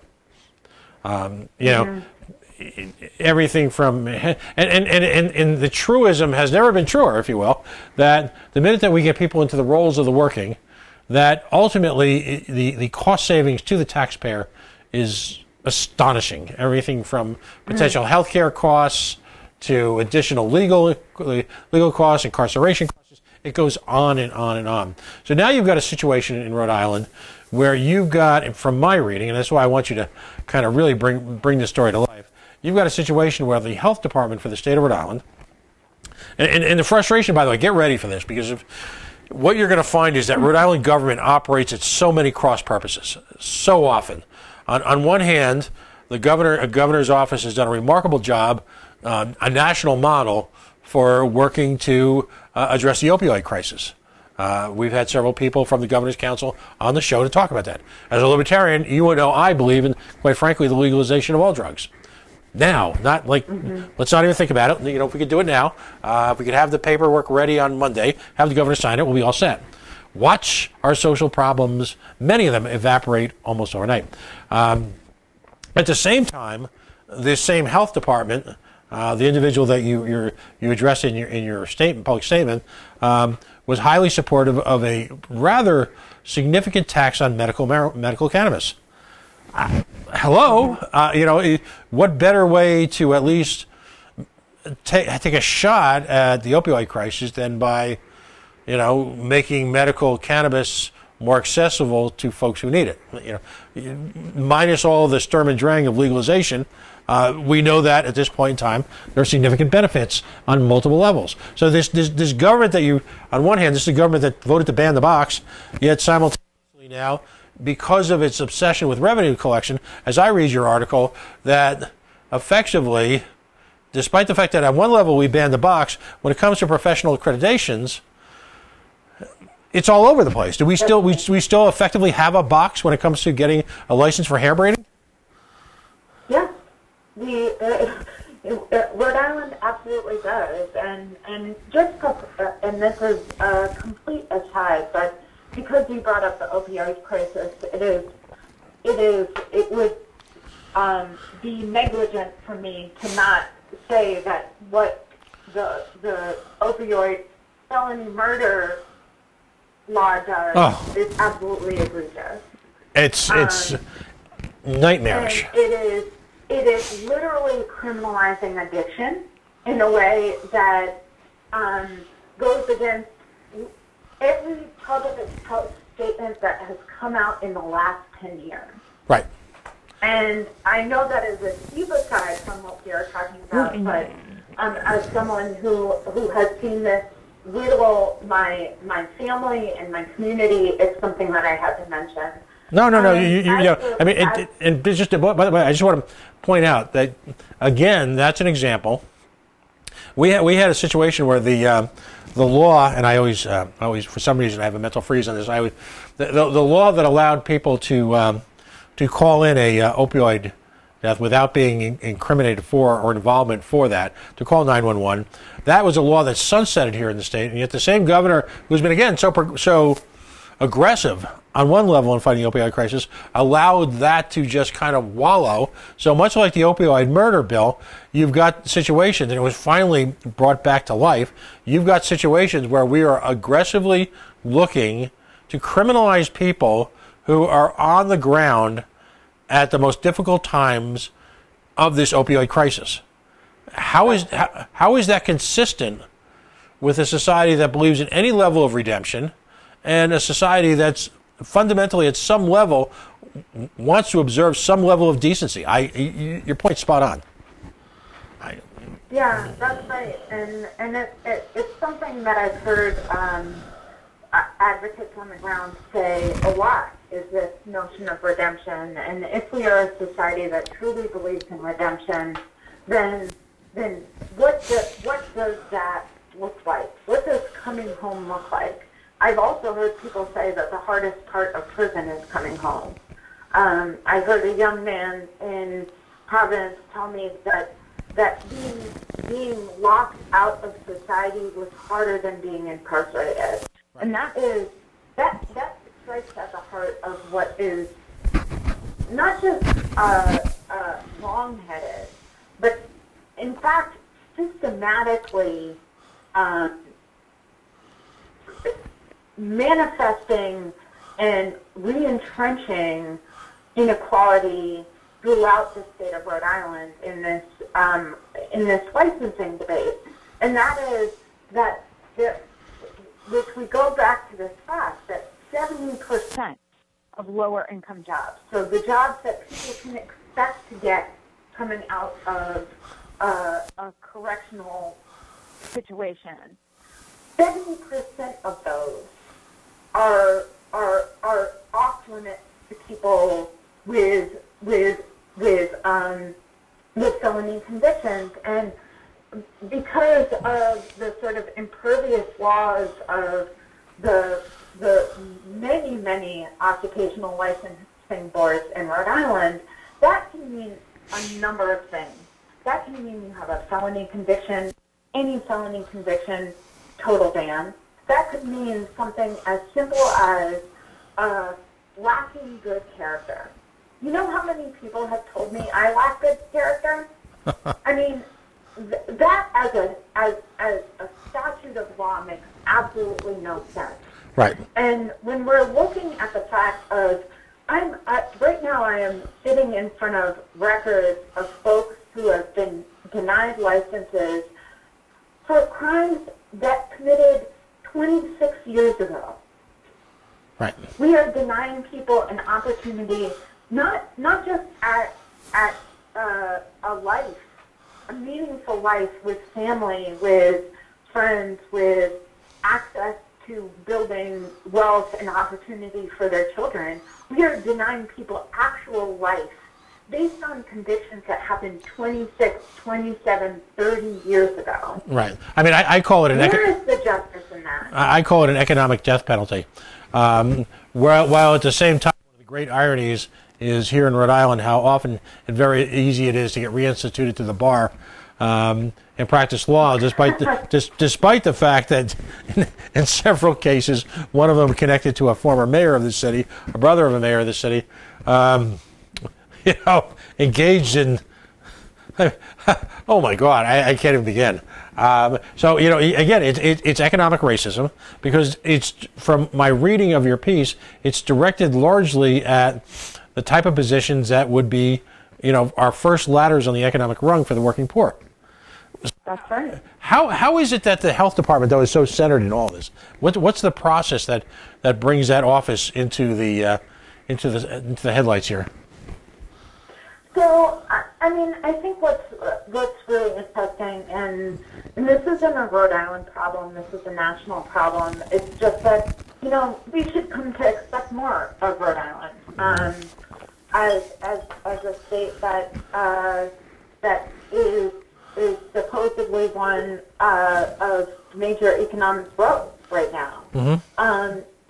But healthcare is the fastest growing field, or second fastest growing field, in pretty much every state in the United States right now. Right. And that is because of a transference, and this goes back to notions of deindustrialization. This goes back to one of the things, and this is another little tangent, and I apologize in advance, but as a historian, whenever I've taught the history of mass criminalization, and I use the word criminalization intentionally because when we say mass incarceration, what we're talking about is people locked up. But when we talk about criminalization, we're talking not just about that, but about people on community supervision, parole and probation. Mm-hmm. We're also talking about police powers that hover in communities of color. We're talking about drug sweeps that happen in low-income districts of Providence and Pawtucket and other areas of the state. And we're talking about what happens on a daily basis that puts certain populations of people, namely low-income black and brown populations, in constant contact with the justice system. Right. Constant contact. Everyday contact. And so when I've taught this in the past, one of the things that I've always talked about was the last year of Martin Luther King's life. And it is a time where his focus really shifted from civil rights to economic justice. Right. He began criticizing capitalism as the highest form of inequality in the nation. And call me conspiracy theorist, I would say that had a lot more to do with why he was killed than anything that had to do with civil rights. And anyways, if we look at what followed in this country, there was a moment where cities, populations in cities across the country demanded economic justice. And there were two choices. There was the choice of a radical redistribution of resources, whatever that may look like, or you warehouse people. And we have increasingly, since 1968, created laws that make it easier and easier to warehouse people. And that is where we are today. And so when we say that there's a targeting of those communities, it isn't just about the exorbitant rates of incarceration that are profoundly different for black and brown folks in Rhode Island than for white folks in Rhode Island. We're also talking about the day-to-day presence of police and people in the legal system in communities that are also disinvested in economically. So when we're talking about industries that people have been banned from, we're talking about not just the deindustrialization of cities, but the growth of industries that required college diplomas, that required licenses. 30 years ago, only 5% of occupations in this nation required a license. Now almost 30% do. Right. Now, this is not to say that some occupational licensing doesn't have good impacts on worker safety, on employer accountability, but to license a barber or a cosmetologist and then lock people out of jobs that they can actually perform in prison is a form of economic incarceration. Right. And we are doing that to communities by the way where we are investing in our economies and where we are disinvesting in our communities. It's interesting because the libertarian response I mentioned offline when we were waiting to go live, a few weeks ago we had a Byron Schlomock who's a PhD from something called the 1889 Institute.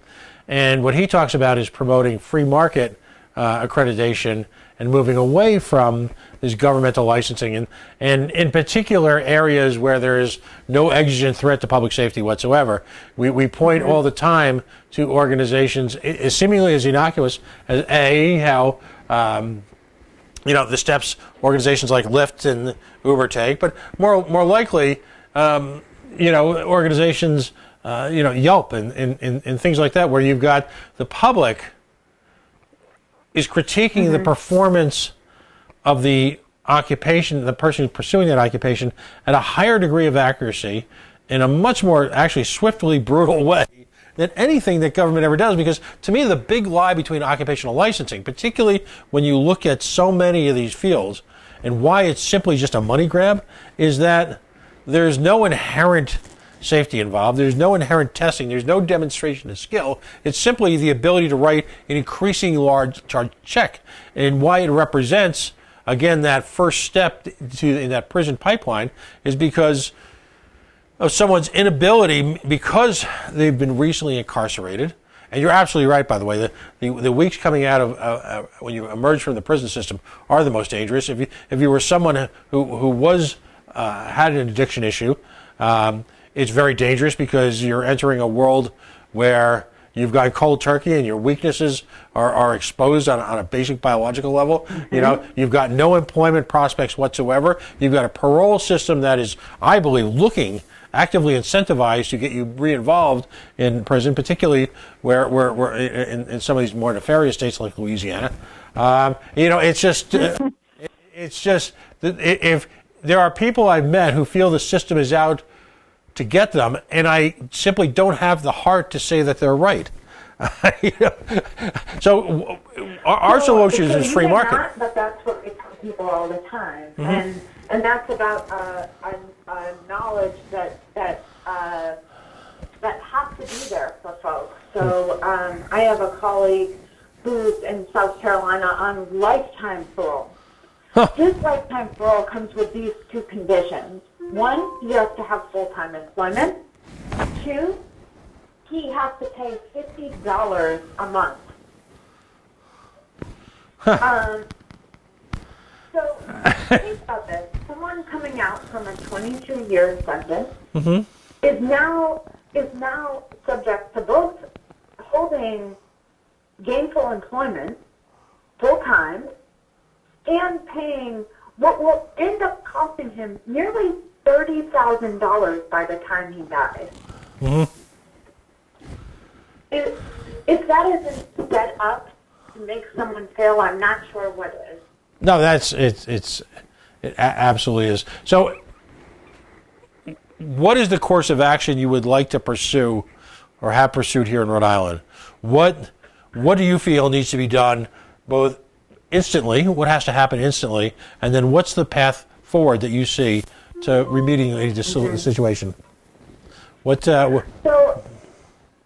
So I think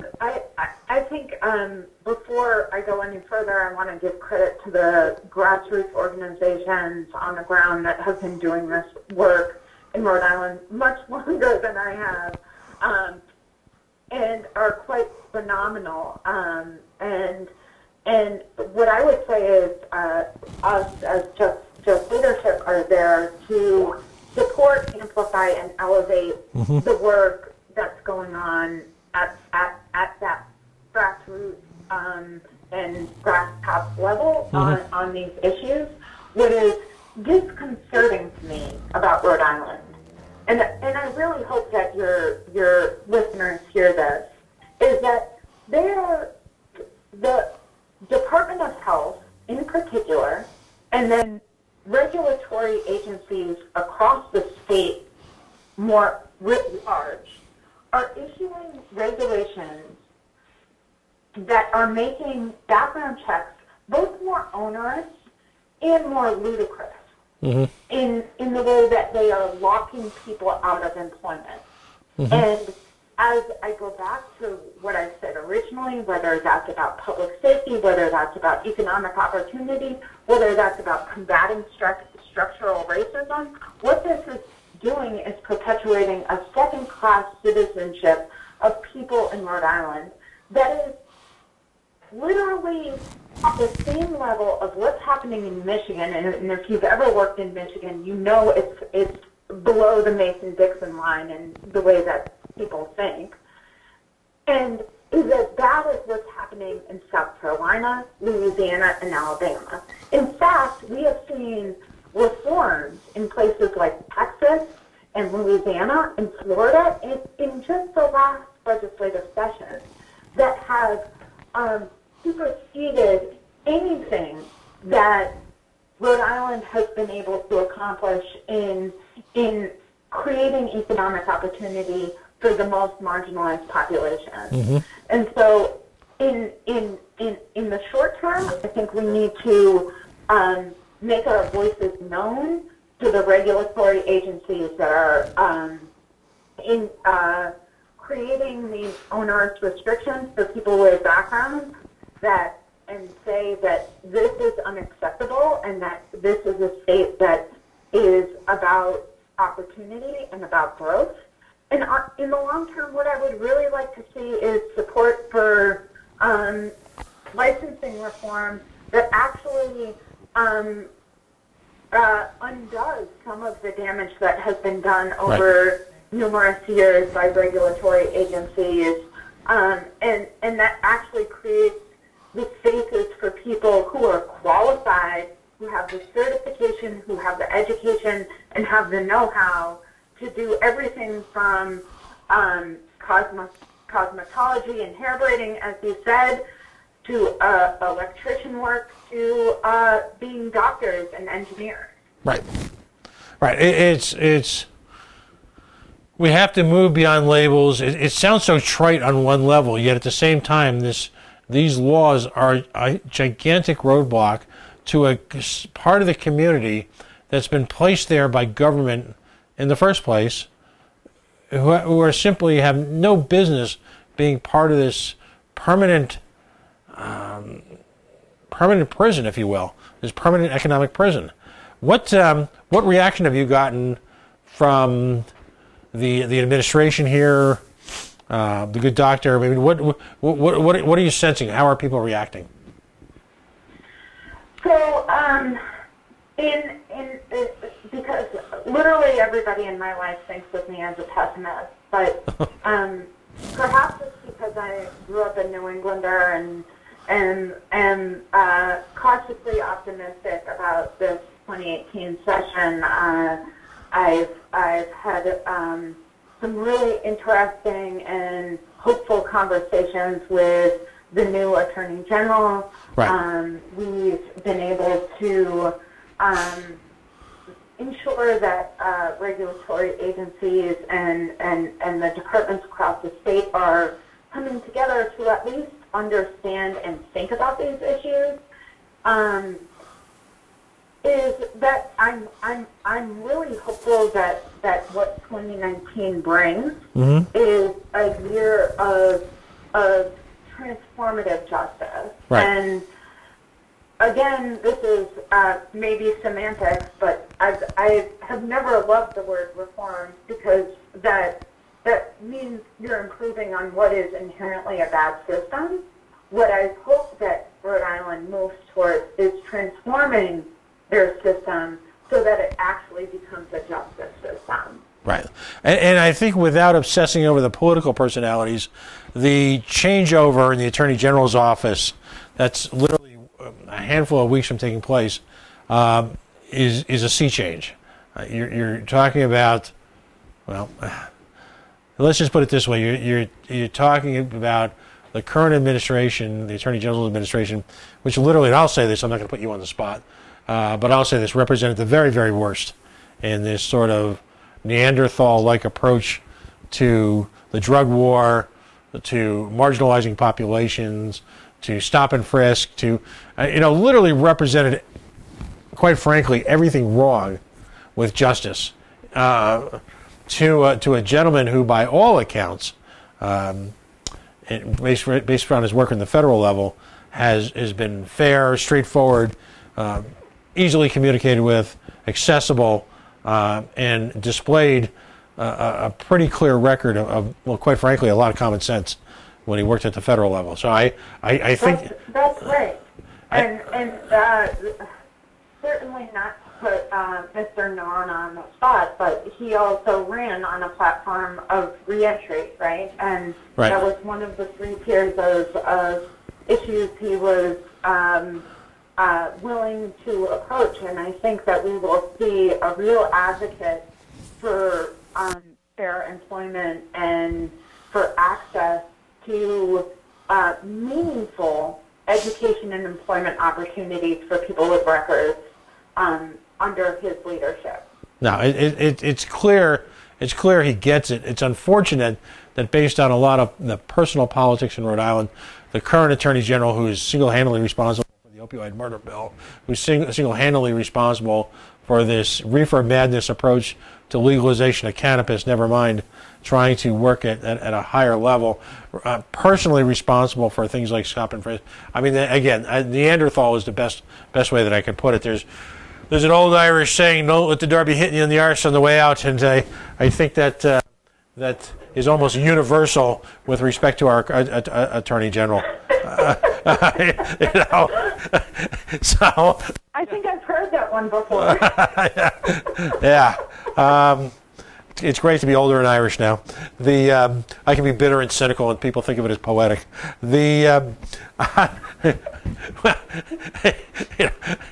You should see me with a couple of bourbons.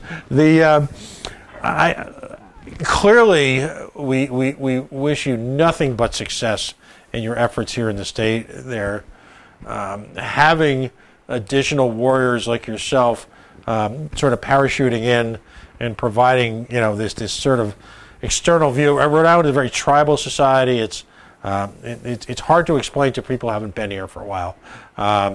It's very insular.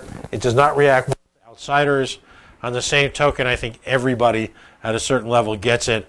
Opposition to what a lot of you're advocating for is literally generational and literally dying off. And I think there's a number of folks from both sides, from all sides of the aisle, I'll say as a libertarian, who quite frankly understand that what you're simply looking to do is give people who want to take advantage of economic opportunities the ability to do so without a lifelong economic death sentence hung around their head like a burning tire, for lack of a more gentler metaphor. And in doing so, will do nothing but elevate the quality of life for everybody in the community. It should go without saying in 2018 that the lowering the recidivism rate here of any level of crime is better for society. Getting people involved in the economic community is better for everyone in society, regardless of whether your family has somehow managed to go untouched by criminalization, the opioid epidemic, whatever. If you're one of that incredibly small percentage, well, God bless you. Aren't you? What do they say down south? Special, but at the same token, if you're like, I'll leave you with this thought. I have found that whether it be the medical cannabis movement, whether it be marriage equality and LGBTQ plus rights, quite frankly, when we move away from describing a group of people as the gays, the addiction community, and all of a sudden it becomes someone in your family or a friend of yours or someone in your softball league, well, your attitudes change very, very quickly. Dramatically. And Yeah, and dramatically. and I think you're absolutely right. And if I was to say in closing, if it isn't your mother or your father or your brother or your cousin, like it has been in my family, it is your neighbor. 1 in 3 Americans have a criminal record. So sit with that when you're thinking about what it means to provide jobs to people with records in Rhode Island. right, and the time to fix this is now, before there's another downturn in the economy, before there's more tragedy. It's really, like I say a lot of times, we all just need to grow up a little bit, don't we? We sure do. Sometimes it's as simple as that. Well, I hope the next time you're in Providence, you'll reach out to us. We'd love to have you on the air in studio. I'll send you 1 or 2 things and put us on your mailing list for what's going on. I certainly appreciate you spending an evening with us on a Friday night during the holidays when you've probably got a lot going on. This entire conversation is already online on the Facebook and can be shared to whatever degree. And folks should have an opportunity to shoot questions onto the Facebook Live video. At some point we'll get it onto the website, but shoot questions on, and I know that you'll look for them. And a lot of what has to happen in the coming months, the coming weeks and days, is that there's a lot of misconceptions. There's a lot of long-held beliefs. There's a lot of that out there, and we need to address that as activists in the community. It is our responsibility to address that with a degree of ferocity, particularly when it comes to areas of addiction, mental health, racism, economic racism. We have to address that ferociously. We cannot allow that government to have that control over our lives, particularly the folks who are not in a position to challenge them like we are. So thank you very much. Megan French Marcelin, she's the project coordinator for JLUSA's Working Future campaign. We've got a link to that on our Facebook page.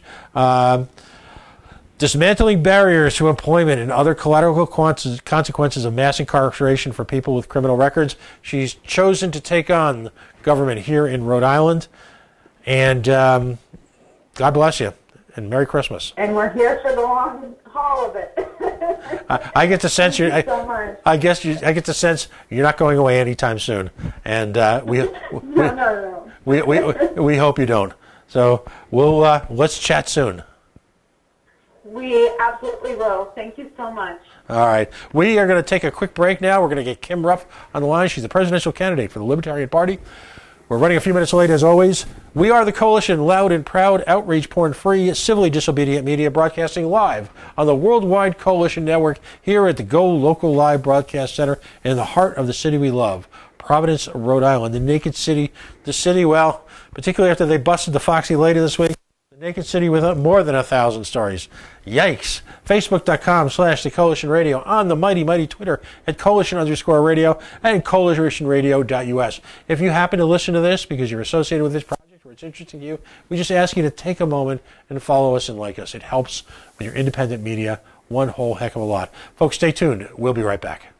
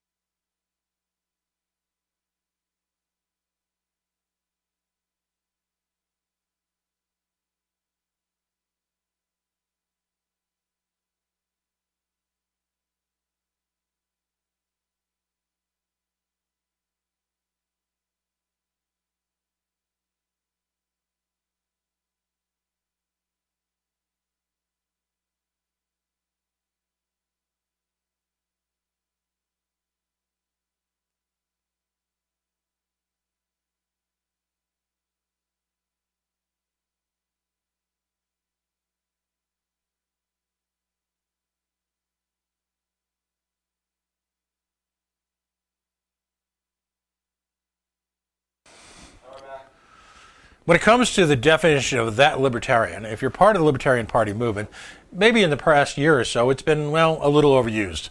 On one level, anyone who's been willing to take the time and energy and extend themselves from their personal life out of that sort of comfort zone that most people exist in politically and become a libertarian, well, you actually are that libertarian.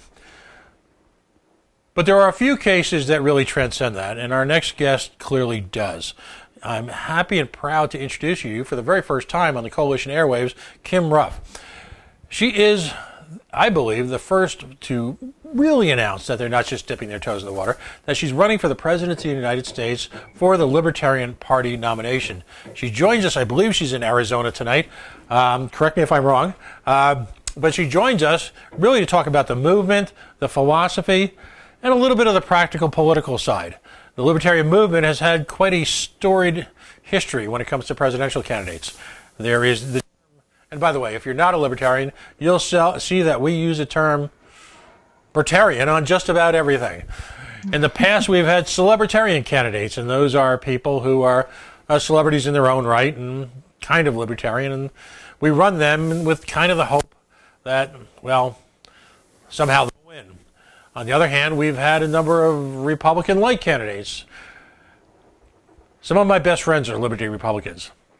But as a libertarian who's aggressively and proudly a radical libertarian, both of the large L and small L variety, I believe that it's time to move away from libertarian apologists, libertarian celebrities. I believe the time has come for someone to hold the title of nominated candidate for the President of the United States, as well as Vice President, who fits clearly under the mantra as someone who's intelligent, articulate, and most importantly, clearly capable in an accessible, mature way of explaining to people, bringing to people, addressing people with what I call the libertarian message. The message of self-ownership, independence, the message of representing the ultimate minority, the individual, the message of freedom from an oppressive government, the message of freedom from a government that seeks to occupy a nanny-like role in your family. I could go on and on about the libertarian movement.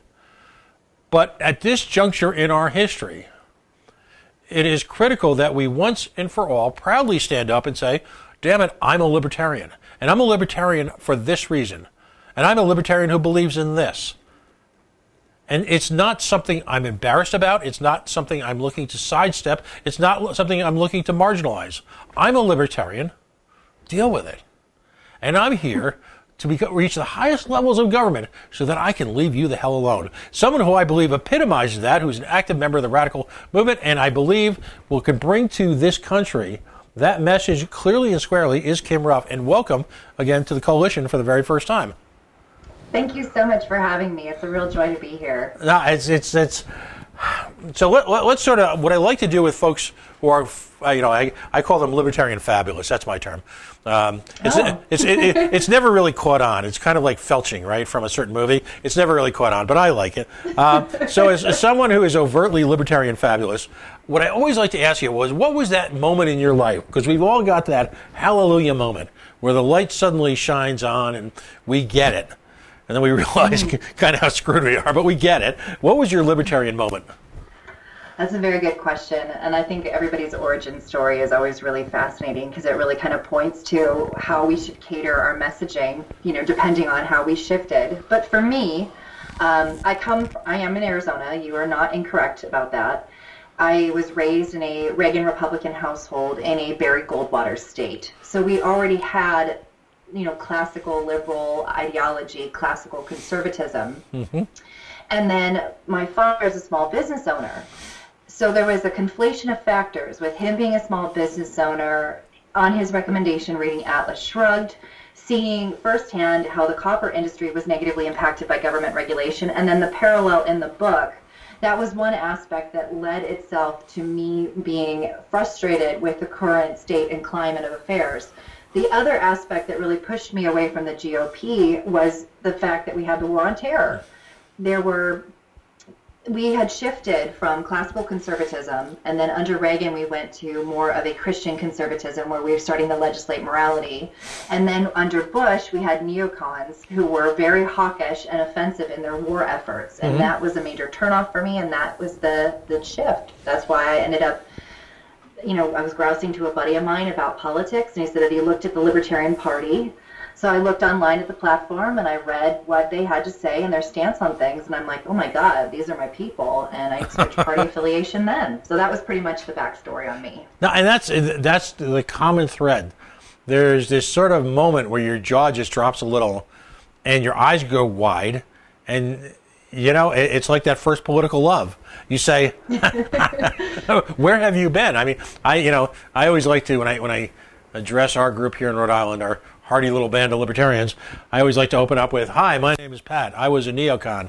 And everybody stands up and goes, hi, Pat. And because I worked in the World Trade Center on and off part-time for close to 15 years. I lost personal friends of mine on 9/11. I happened to be in Midtown the first time it was attacked. And the natural reaction was to jump in your pickup, tie that big American flag to the back, drive around, and get me some, it'd basically be a racist jerk without really understanding the fundamentals, say, for example, that led to the single largest terror attack in American history. It's complicated, and it's not really what I'm here to talk about tonight, but I think there are a lot of us who came either from that or came from the Ron Paul movement. And we saw what happened to Ron Paul, as the mainstream parties did whatever they could to marginalize his successes, including a certain senator-elect who now is whose name has been mentioned. What's his first name? Willard? Yeah, Willard's been mentioned as a possible candidate. And I think before stuff like that even happens, this is me saying this, not you, we need to remind people that a variety of the Republican-light candidates who would offer themselves to us were part and parcel of the jihad that was taken against the Liberty Republican movement, in the last 10 years. We cannot let people forget that. Right. What's it mean to you to be a libertarian? What in different aspects of your life, and what issues do you hold nearest and dear? It's interesting. I just started reading this book. I can't think of the gentleman's name, but it's Real Heroes, and he's the director of FEE. And he was talking about how without good character, there is no liberty. And I actually think that would be the best way to summarize my viewpoints on libertarianism. It isn't just a political ideology. It isn't just a social ideology or even a philosophy, as they sometimes like to claim. It is an overarching viewpoint that affects all aspects of your life, and it comes down to character. If you own yourself, you have personal responsibility, and in that personal responsibility comes a great duty to engage and interact with your fellow man in a way that exemplifies good character. So integrity and ethics are huge for me, and that translates across everything: how I conduct myself as a mother, how I am in relationships with my friends and family, how I am at work. Ethics and integrity are huge. Explain to folks who, to me what's fascinating now is everybody's a libertarian. Everybody's a libertarian. A lot of people have no idea what a libertarian is, but damn it, they're a libertarian. Explain to folks the importance of the NAP. What is the NAP? Well, the non-aggression principle is essentially this. It's the acknowledgement that you have the natural rights to life, liberty, and justly acquired property. Property being defined as your body and the fruits of your labor. You have the right to exercise those liberties howsoever you see fit, provided that you do not infringe on the rights of others. That's part one. Part two is that if someone initiates aggression against you, defined as force or fraud, you have the right to self-defense. That is a fundamental aspect of the non-aggression principle. So there's the two parts: your natural rights acknowledged, your ability to defend those rights. So that is fundamental, and that is basically the litmus by where libertarians, generally speaking, filter all concepts, whether or not it is an initiation of force or fraud. If it is, then we reject it. We don't engage in that behavior, and we have a right to self-defense. If it isn't, if it is voluntary human interaction and it's defined by active consent. We embrace it and we permit it. We don't necessarily have to allow it into our lives, onto our property, but you can do what you want to do over there, and I'll do what I do over here, and God bless you. And that's a critical point, because we don't actually endorse any particular behavior. It's really, we endorse your ability to engage in the particular behavior that's important to you. Again, as so long as it does not infringe upon those fundamental basic rights of other people. So how easy is it? And one of the things I found fascinating is the first time I got involved in campaigns, as a candidate, in a very interesting way, it's very easy to be a libertarian in one sense, because we view issues through that prism every day, don't we? Yes. And so take an issue that's really on the top of your list, and I don't know, and put it through that libertarian prism. I mean, how do you react to, say, what's on your mantra? What's your list of issues that you're really looking forward to addressing? There's a couple of things that are pretty big. I mean, one of the fundamental things that I want to do running for this particular position as president is I want to curtail all of the powers that have been vested in the executive branch since its inception, and reduce it back down to the originally defined scope as is defined in the Constitution. Now, granted, I am a voluntarist, I'm an anarchist. Ideally, we would have no government. However, I recognize that most people want some concept, some sort of rules or established acceptable guidelines. And the one thing that we can all agree on, regardless of ideology, is that we love and lionize the Constitution, even if we totally destroy it by electing people who trample all over it. Right. So I want to reduce that role down to its originally defined scope. And in that concept, with that in mind, the things that I would address are primarily foreign affairs, international relations, how we deal with other countries, the military, immigration, and the welfare state, returning powers back to the states and ultimately to the individual where it belongs, things that are actually vested in the executive branch's really truly defined authority. Right.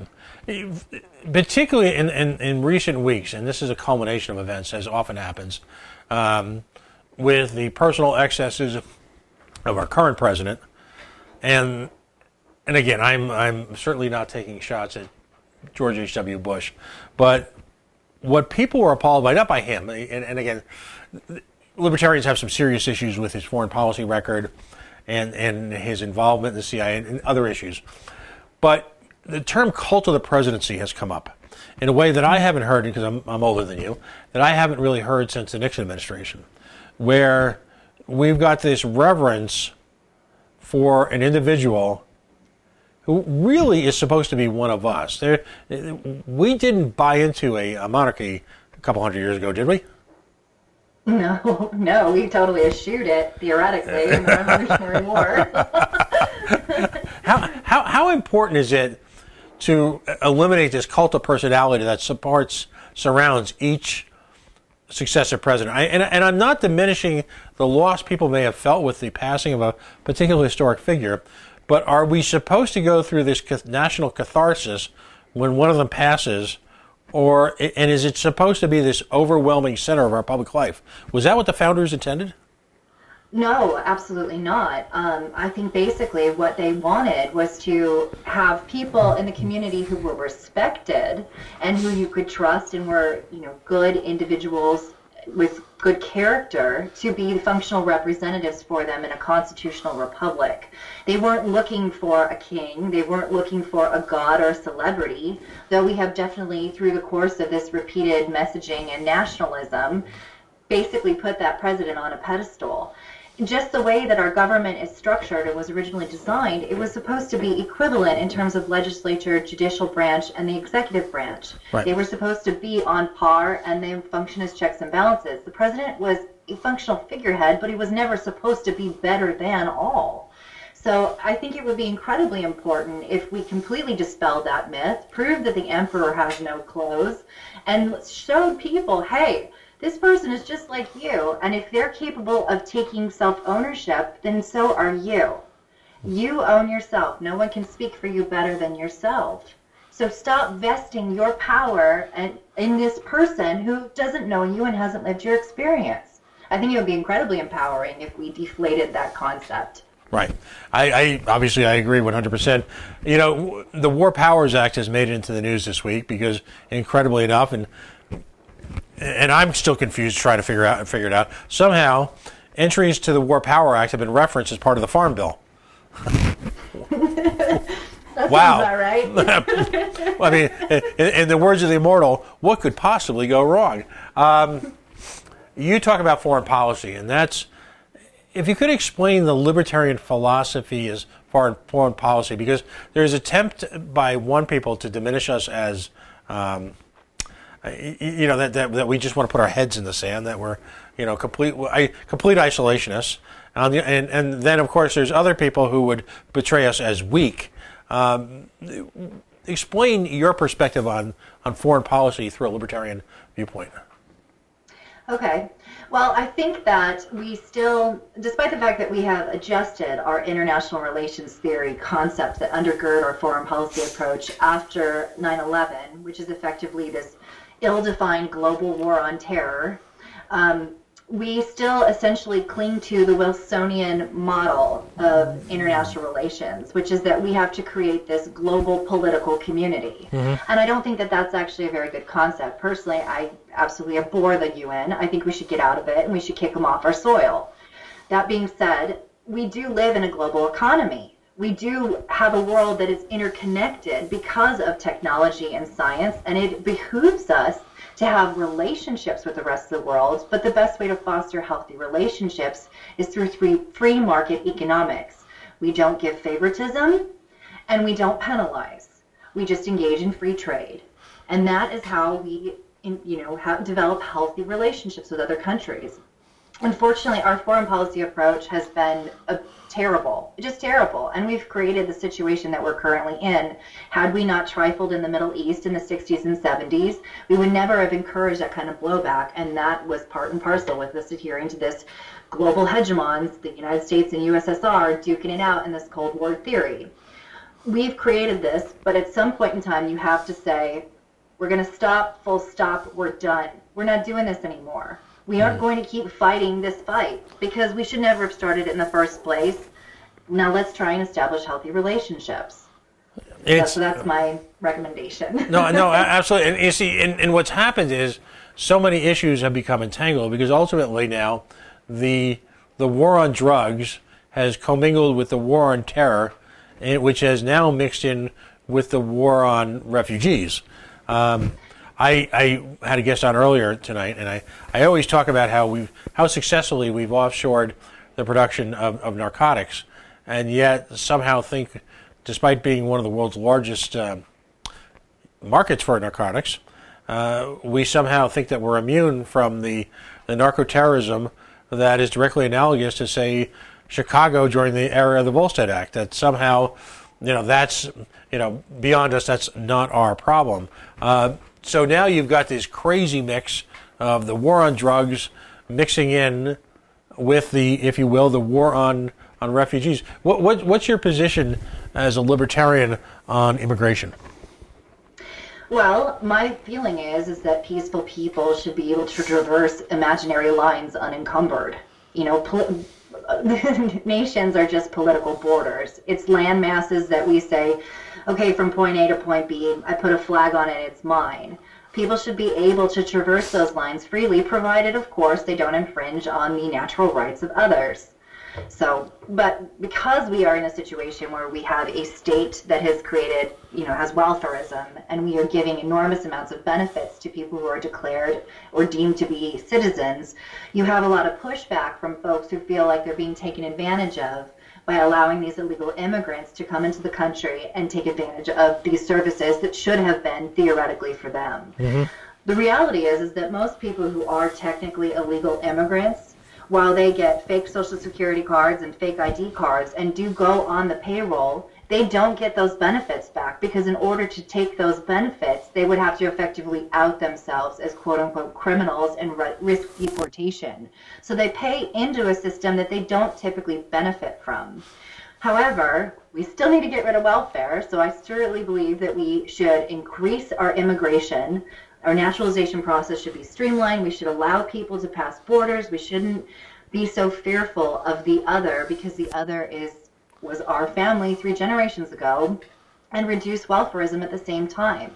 Now, it's fascinating. Someone used an analogy, actually, ironically, in New Orleans at the convention, which I've just I cling to now, much to the annoyance of my friends who hear me talk about it all the time.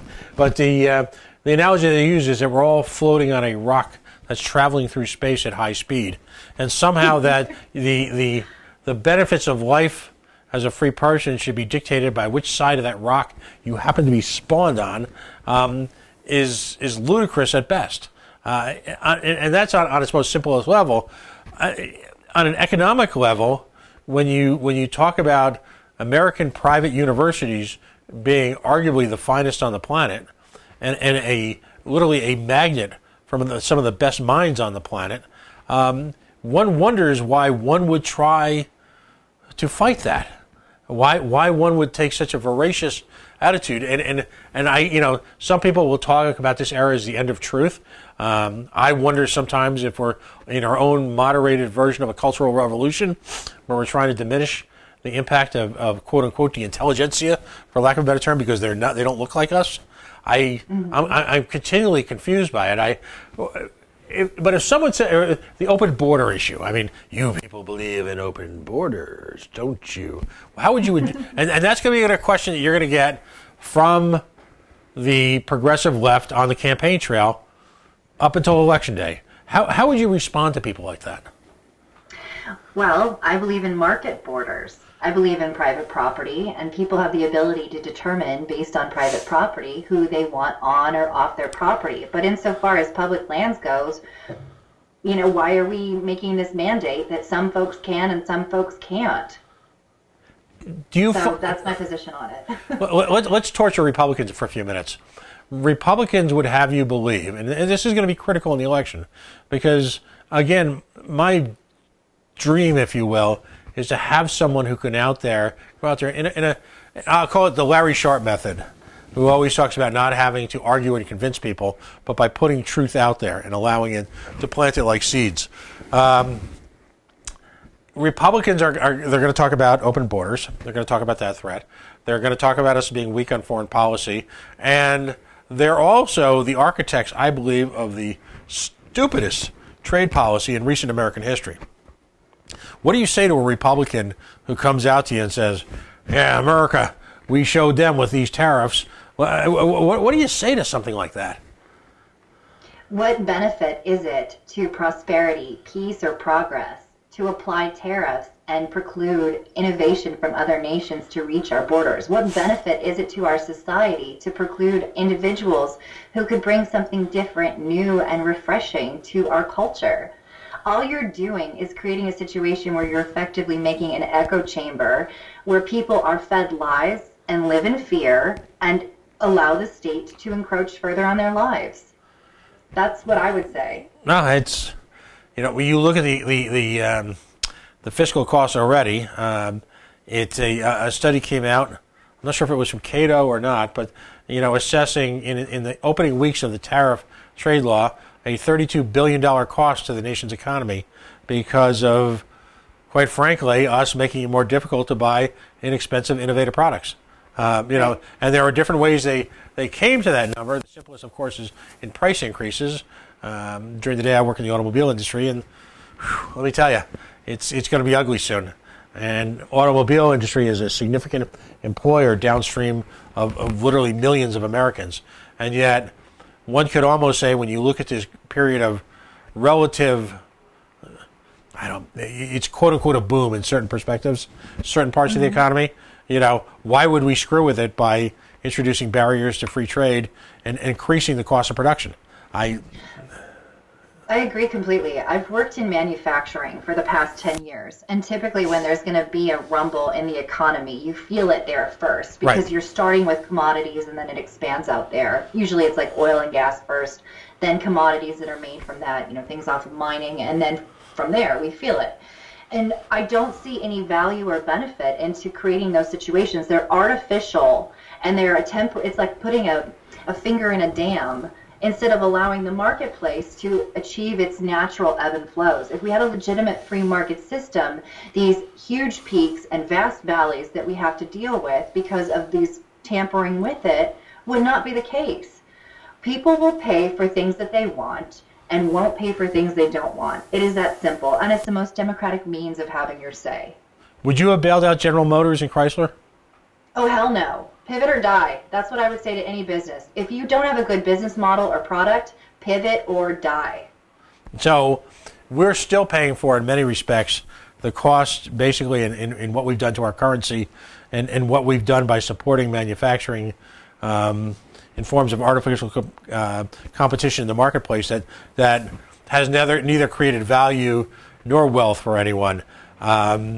Is there any role whatsoever in subsidies, corporate cronyism, bailouts in a rough administration? Absolutely not. No. In fact, I know a lot of people are huge fans of Elon Musk, but he gets huge subsidies in order to do Tesla. If Tesla was truly a superior product, it would earn that money on its own. People would pay for that superior product. They wouldn't need subsidies from the government to keep them alive. If your business model stinks, if you have a bad product, if you don't provide the service people want, if you're a racist or a bigot or you can't make a car whose bumper doesn't fall off, you don't deserve to get people's money, period. Absolutely. The corporate cronyism is a big part of the mission of the Libertarian Party of Rhode Island, and we've had some successes on the ground here defeating these type of subsidies. But for so many people, it's just quote unquote a part of doing business. That it's it's just the way things are done, and you can almost see things are done in quotes and being capitalized. What's it going to take to get back? And understanding this, it's taken us 100 years to get here. Depending on your interpretation of foreign policy as Wilsonian, depending on your economic interventionism of the Roosevelt administration. So let's say it's taken us 75 years to get back here. How do you roll back? What do you do? Where do you start? The rough administration, you get inaugurated. What's the first thing you do? Is where do you start slicing and dicing at the departmental level? Well, you stop putting lead in your wine. That would have helped the Romans. Yeah, that's true. But above and beyond that, I mean, it starts with you. You who gets elected into office. You who ends up putting those natural constraints that should be on your role and applying them there. Eliminating things that are beyond your scope, that should not be vested in your powers, and returning them back to where they belong. Respecting the organization of the system and not engaging in behavior above and beyond that. But more so than that, I think that it begins with the individual. It starts with us. Good government begins with us as individuals. If we conduct ourselves in an ethical way and with integrity, and we extend that to our families and the community, and we encourage paying attention to what's going on, fighting back, participating actively, and going after that low-hanging fruit of superfluous laws that we pretty much all can agree need to go, then we will trim the fat. I mean, you said it yourself, it has been 100 years of the making. And we are essentially going to take the socialist playbook, because it is cultural Marxism and socialism as played out this way, by going into academia and feeding kids these lies, and going into the legal system and completely dismantling the Jeffersonian model of jurisprudence. They have created the situation where we are now, where we're so far left, and we're vesting all our power in the federal government, that we're going to do the exact opposite thing. We're going to take their playbook, and like Ginger Rogers, we're going to dance backwards in heels. Ah, excellent. You bring up education. Is there any place in the world now for the Department of Education? I beg your pardon? Is there any place left for the Department of Education? No. Is that? No. I mean, it's absolutely essential that you have an educated public, but we are so blessed to live in the time that we do, in the sense that we have great access to the internet. And the internet, while it can be dark and full of terrors, as my Facebook feed has often been, it also has a glut of information. I was just talking about this the other night with Arvin Bora. There is no two people necessarily learn the same. Not everyone can adhere to that 7 hours a day in a stuffy classroom. You're going to read from this book and I'm going to write on the whiteboard. Not everybody learns that way. Some people are audiovisual people. I'm personally a reader. Others are hands-on. We need to allow, in order to have that sort of diversity, we need to take it out of the government's hands and permit private organizations and private individuals, parents and families and communities to teach their children how they think they need to be taught, what they need to be taught, and in a way that speaks to them and resonates with them. There is no value in having the government in education. All that does is teach the continual lie that government is necessary and it is good. I always talk about that quaint little myth that exists, that there's this unwritten compact between the individual and between the government, whereas if the individual voluntarily sacrifices part of their own personal fortune, that government will introduce a level of fairness and competency into situations that might be dangerous, or in the words of the late president, wouldn't be prudent. Has the government demonstrated any capability to introduce quote-unquote fairness or competence ever in anything? No, I don't think so at all. I would say that if you drill down on most government policies, it's either one of two things. It's either economic gain or oppression of a certain class of people. Everything is like that. The drug war is inherently racist. The drugs that they went after were specifically to target set groups of people who were, at that period of time in our history, the unwelcome other. Economic policies where you give subsidies or you end up penalizing other companies, it was largely for economic gain. It is either for power or for wealth and nothing else. And I think the cruelest thing that we do is that we play it off like it was done with good intentions, and it masquerades as a populist mandate. So that's probably the biggest problem. What do you advocate? Now, even if you're an anarchist, you mentioned that at this point in time, there needs to be some funding of government. As a libertarian, I'm a big believer in user fees, I guess. How do we all agree taxation is theft? That's just not a punchline. Delivered at our national convention. It's literally using the coercive force of government to separate one from one's personal property in order to fund objectives, programs that you want no part of. Therefore, it's theft. If someone is given money, quite frankly, it has to be taken away from someone. And that can occur in two ways, either by literally physically removing it in the form of taxes, or by reprinting a currency and watering down the value of the personal property that you and I own already. So it's very simple. It's theft.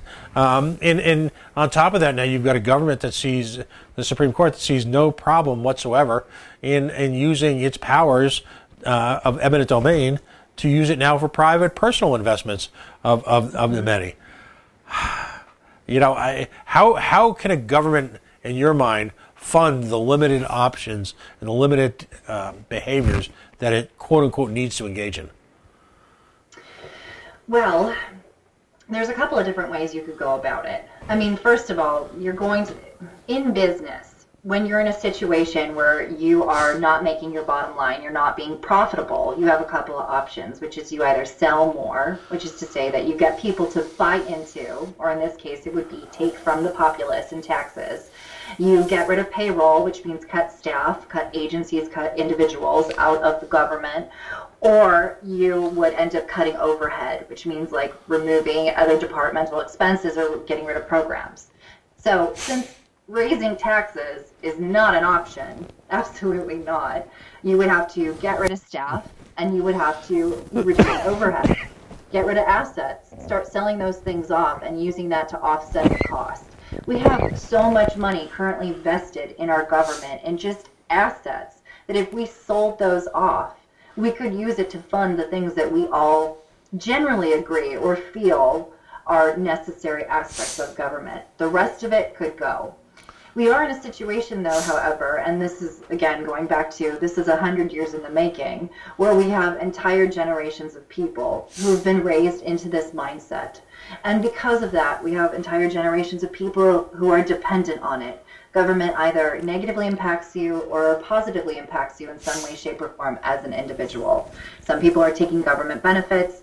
Other people are being penalized by, payroll taxes or business licenses or whatever. Mm-hmm. So what we would have to do is recognize that there are people who are beneficiaries and somewhat dependent on it, and then we would slowly wean them off of that dependency in order to prevent them from that shock that would create a vacuum in which other people could come in and manipulate their fear. Mm-hmm. So that's kind of my answer to that, is that we would get rid of assets that would help fund quite a bit and pay down our debt, and then we would recognize that some folks who are currently taking benefits need to be slowly weaned off of it so that they can adjust and get their sea legs. Social Security. Social Security is pretty easy. Anybody who's paid into it gets it back exactly what they got, and then we are done. Just done. We're done. Like, you paid into it, we calced it up, here's your check, sayonara. And then everybody else, we're done. We don't take those taxes out of your paycheck anymore, full stop. Right. There is so many ample opportunities. So very often the left will say, well, what about those people who are incapable of, quote unquote, providing for themselves? There are so many organizations, both charitable and for-profit, that are so eager to provide services at that level to help people who need help planning for. I feel like, and I wonder your reaction to this statement, government has become so pervasive that in a large sense, the increased cost of government has forced families, regardless of how they're constituted, for one or both partners, if in fact there's partners, to have to engage in so much work to support this overarching government that we've effectively killed off the spirit of volunteerism in this country. Yep. Your thoughts on that and how you would react to that? I think that's absolutely true. I read this really wonderful book by Jim Ostrowski, who's a lawyer in Buffalo and an author. He's a participant in the Libertarian Party in New York, and it's called Progressivism. And it talks about basically what progressivism is. And one of the things he said that resonated with me, and I never really heard this before, was that he said one aspect of it is that it is essentially a cure for our existing existential crisis. Mm-hmm. That people see some aspect of their world they don't like, such as, I see homelessness, and it kills me to see people who have no shelter, particularly when we live in inclement weather.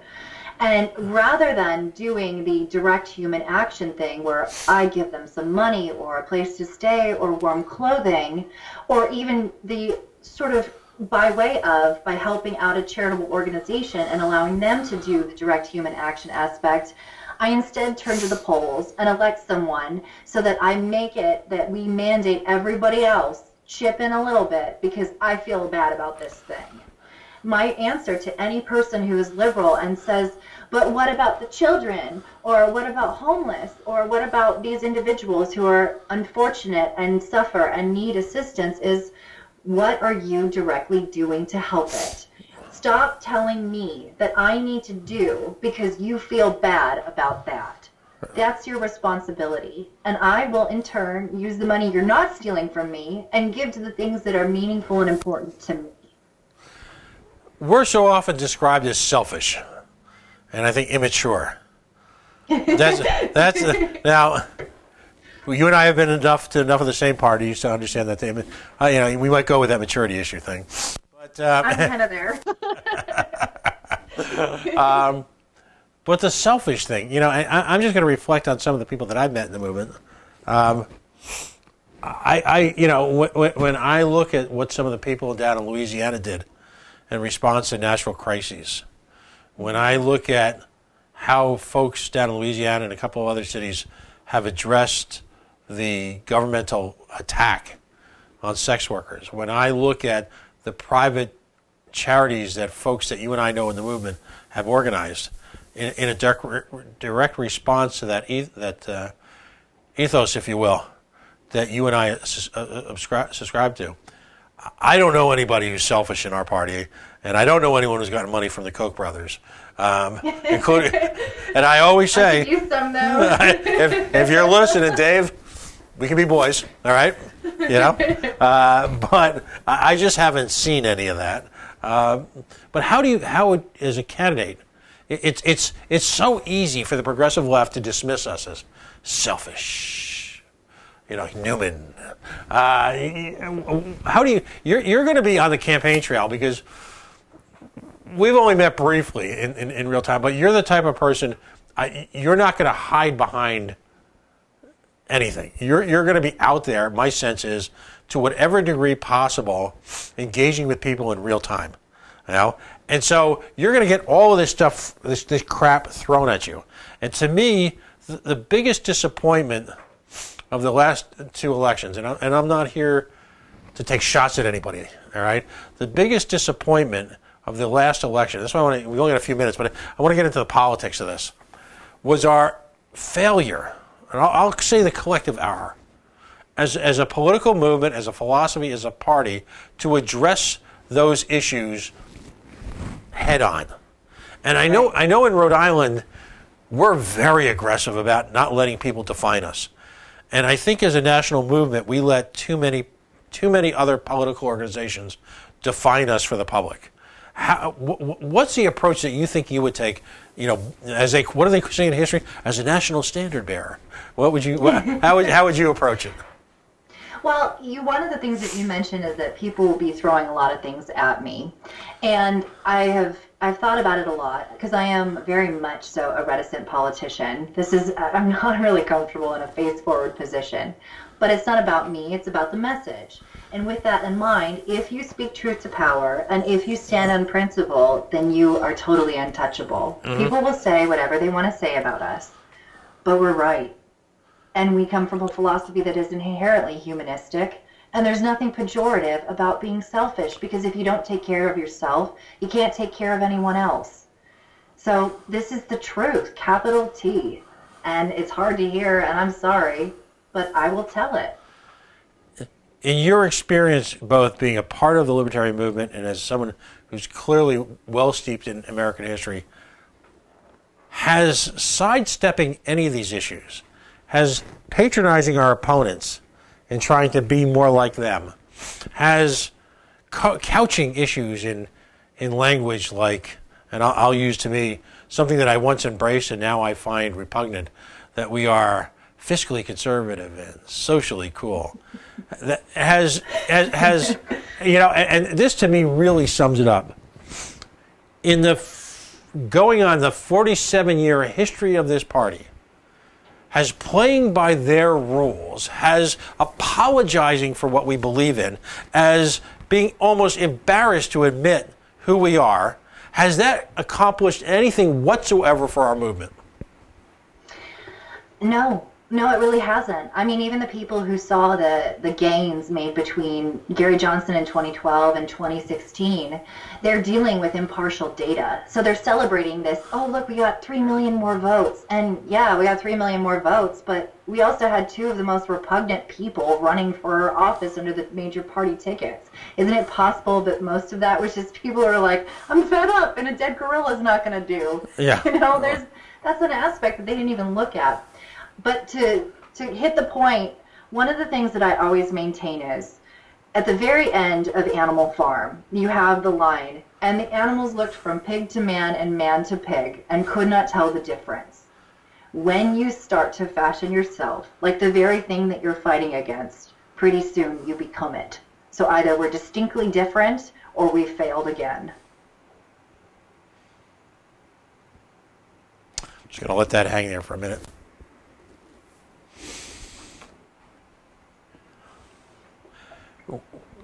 We are distinctly different.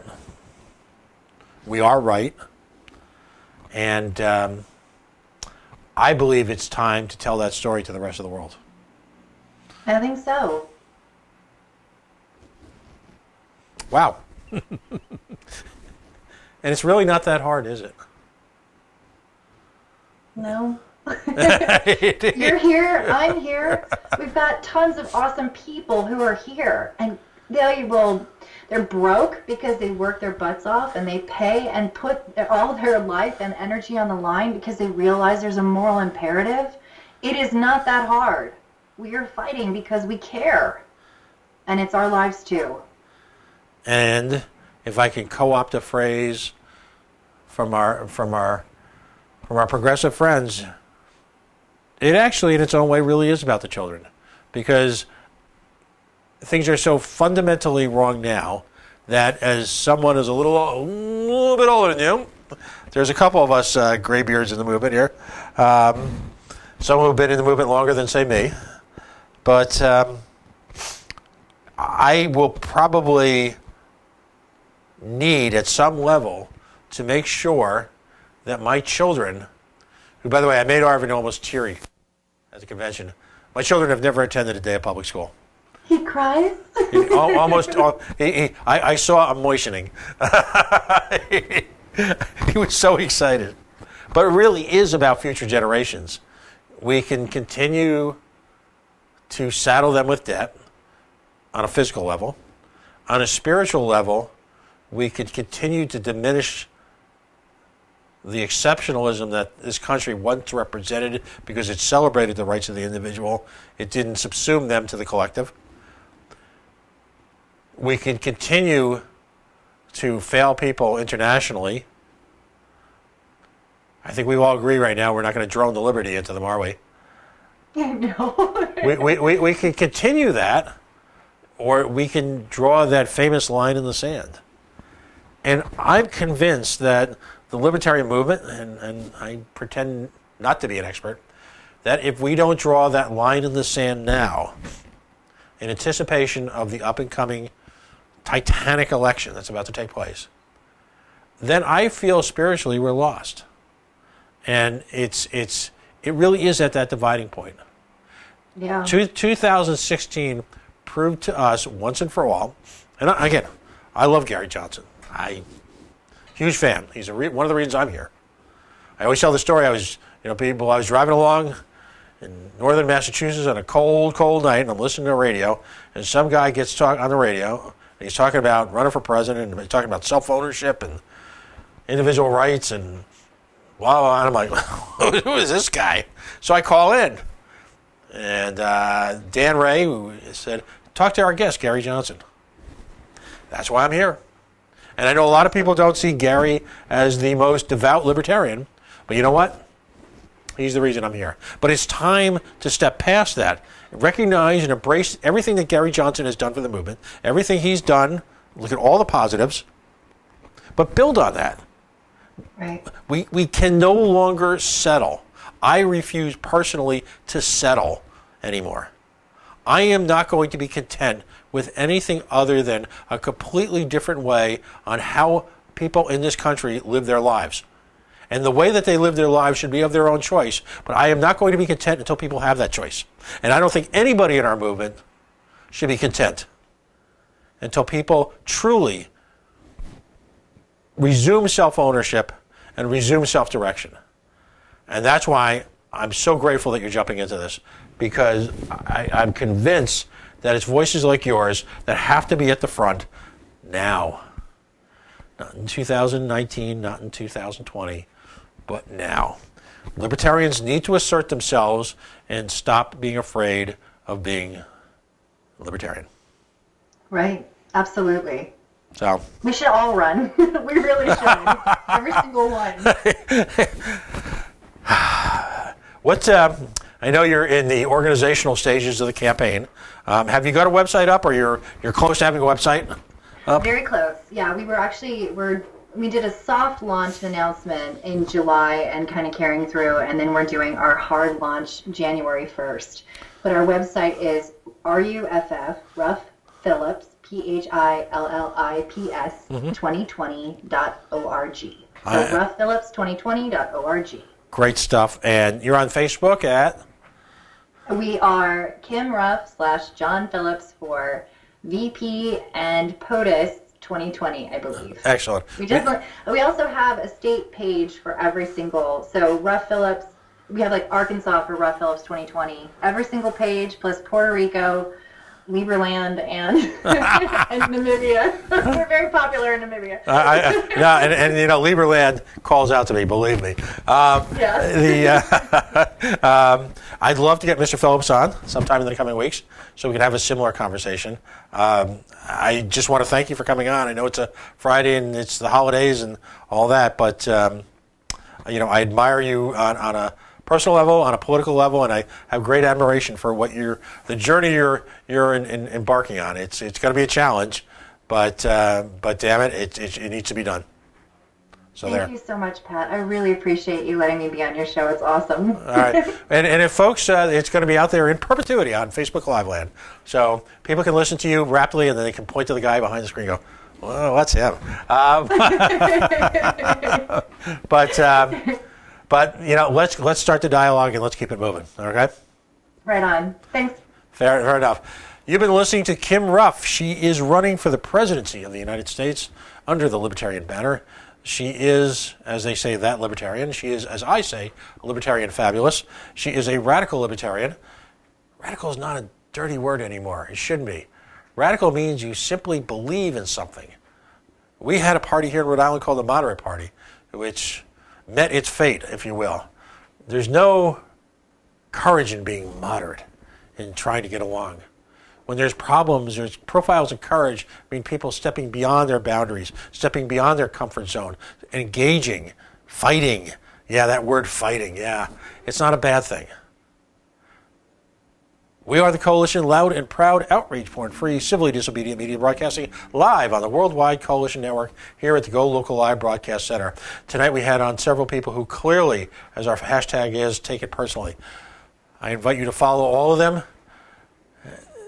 They all represent profiles of courage in each aspect of their life. They're willing to challenge the authority, as the bumper sticker used to say, but at the same time, they're rebels with a clue. CoalitionRadio.us. Folks, stay tuned. We'll be back next week. Have a wonderful week.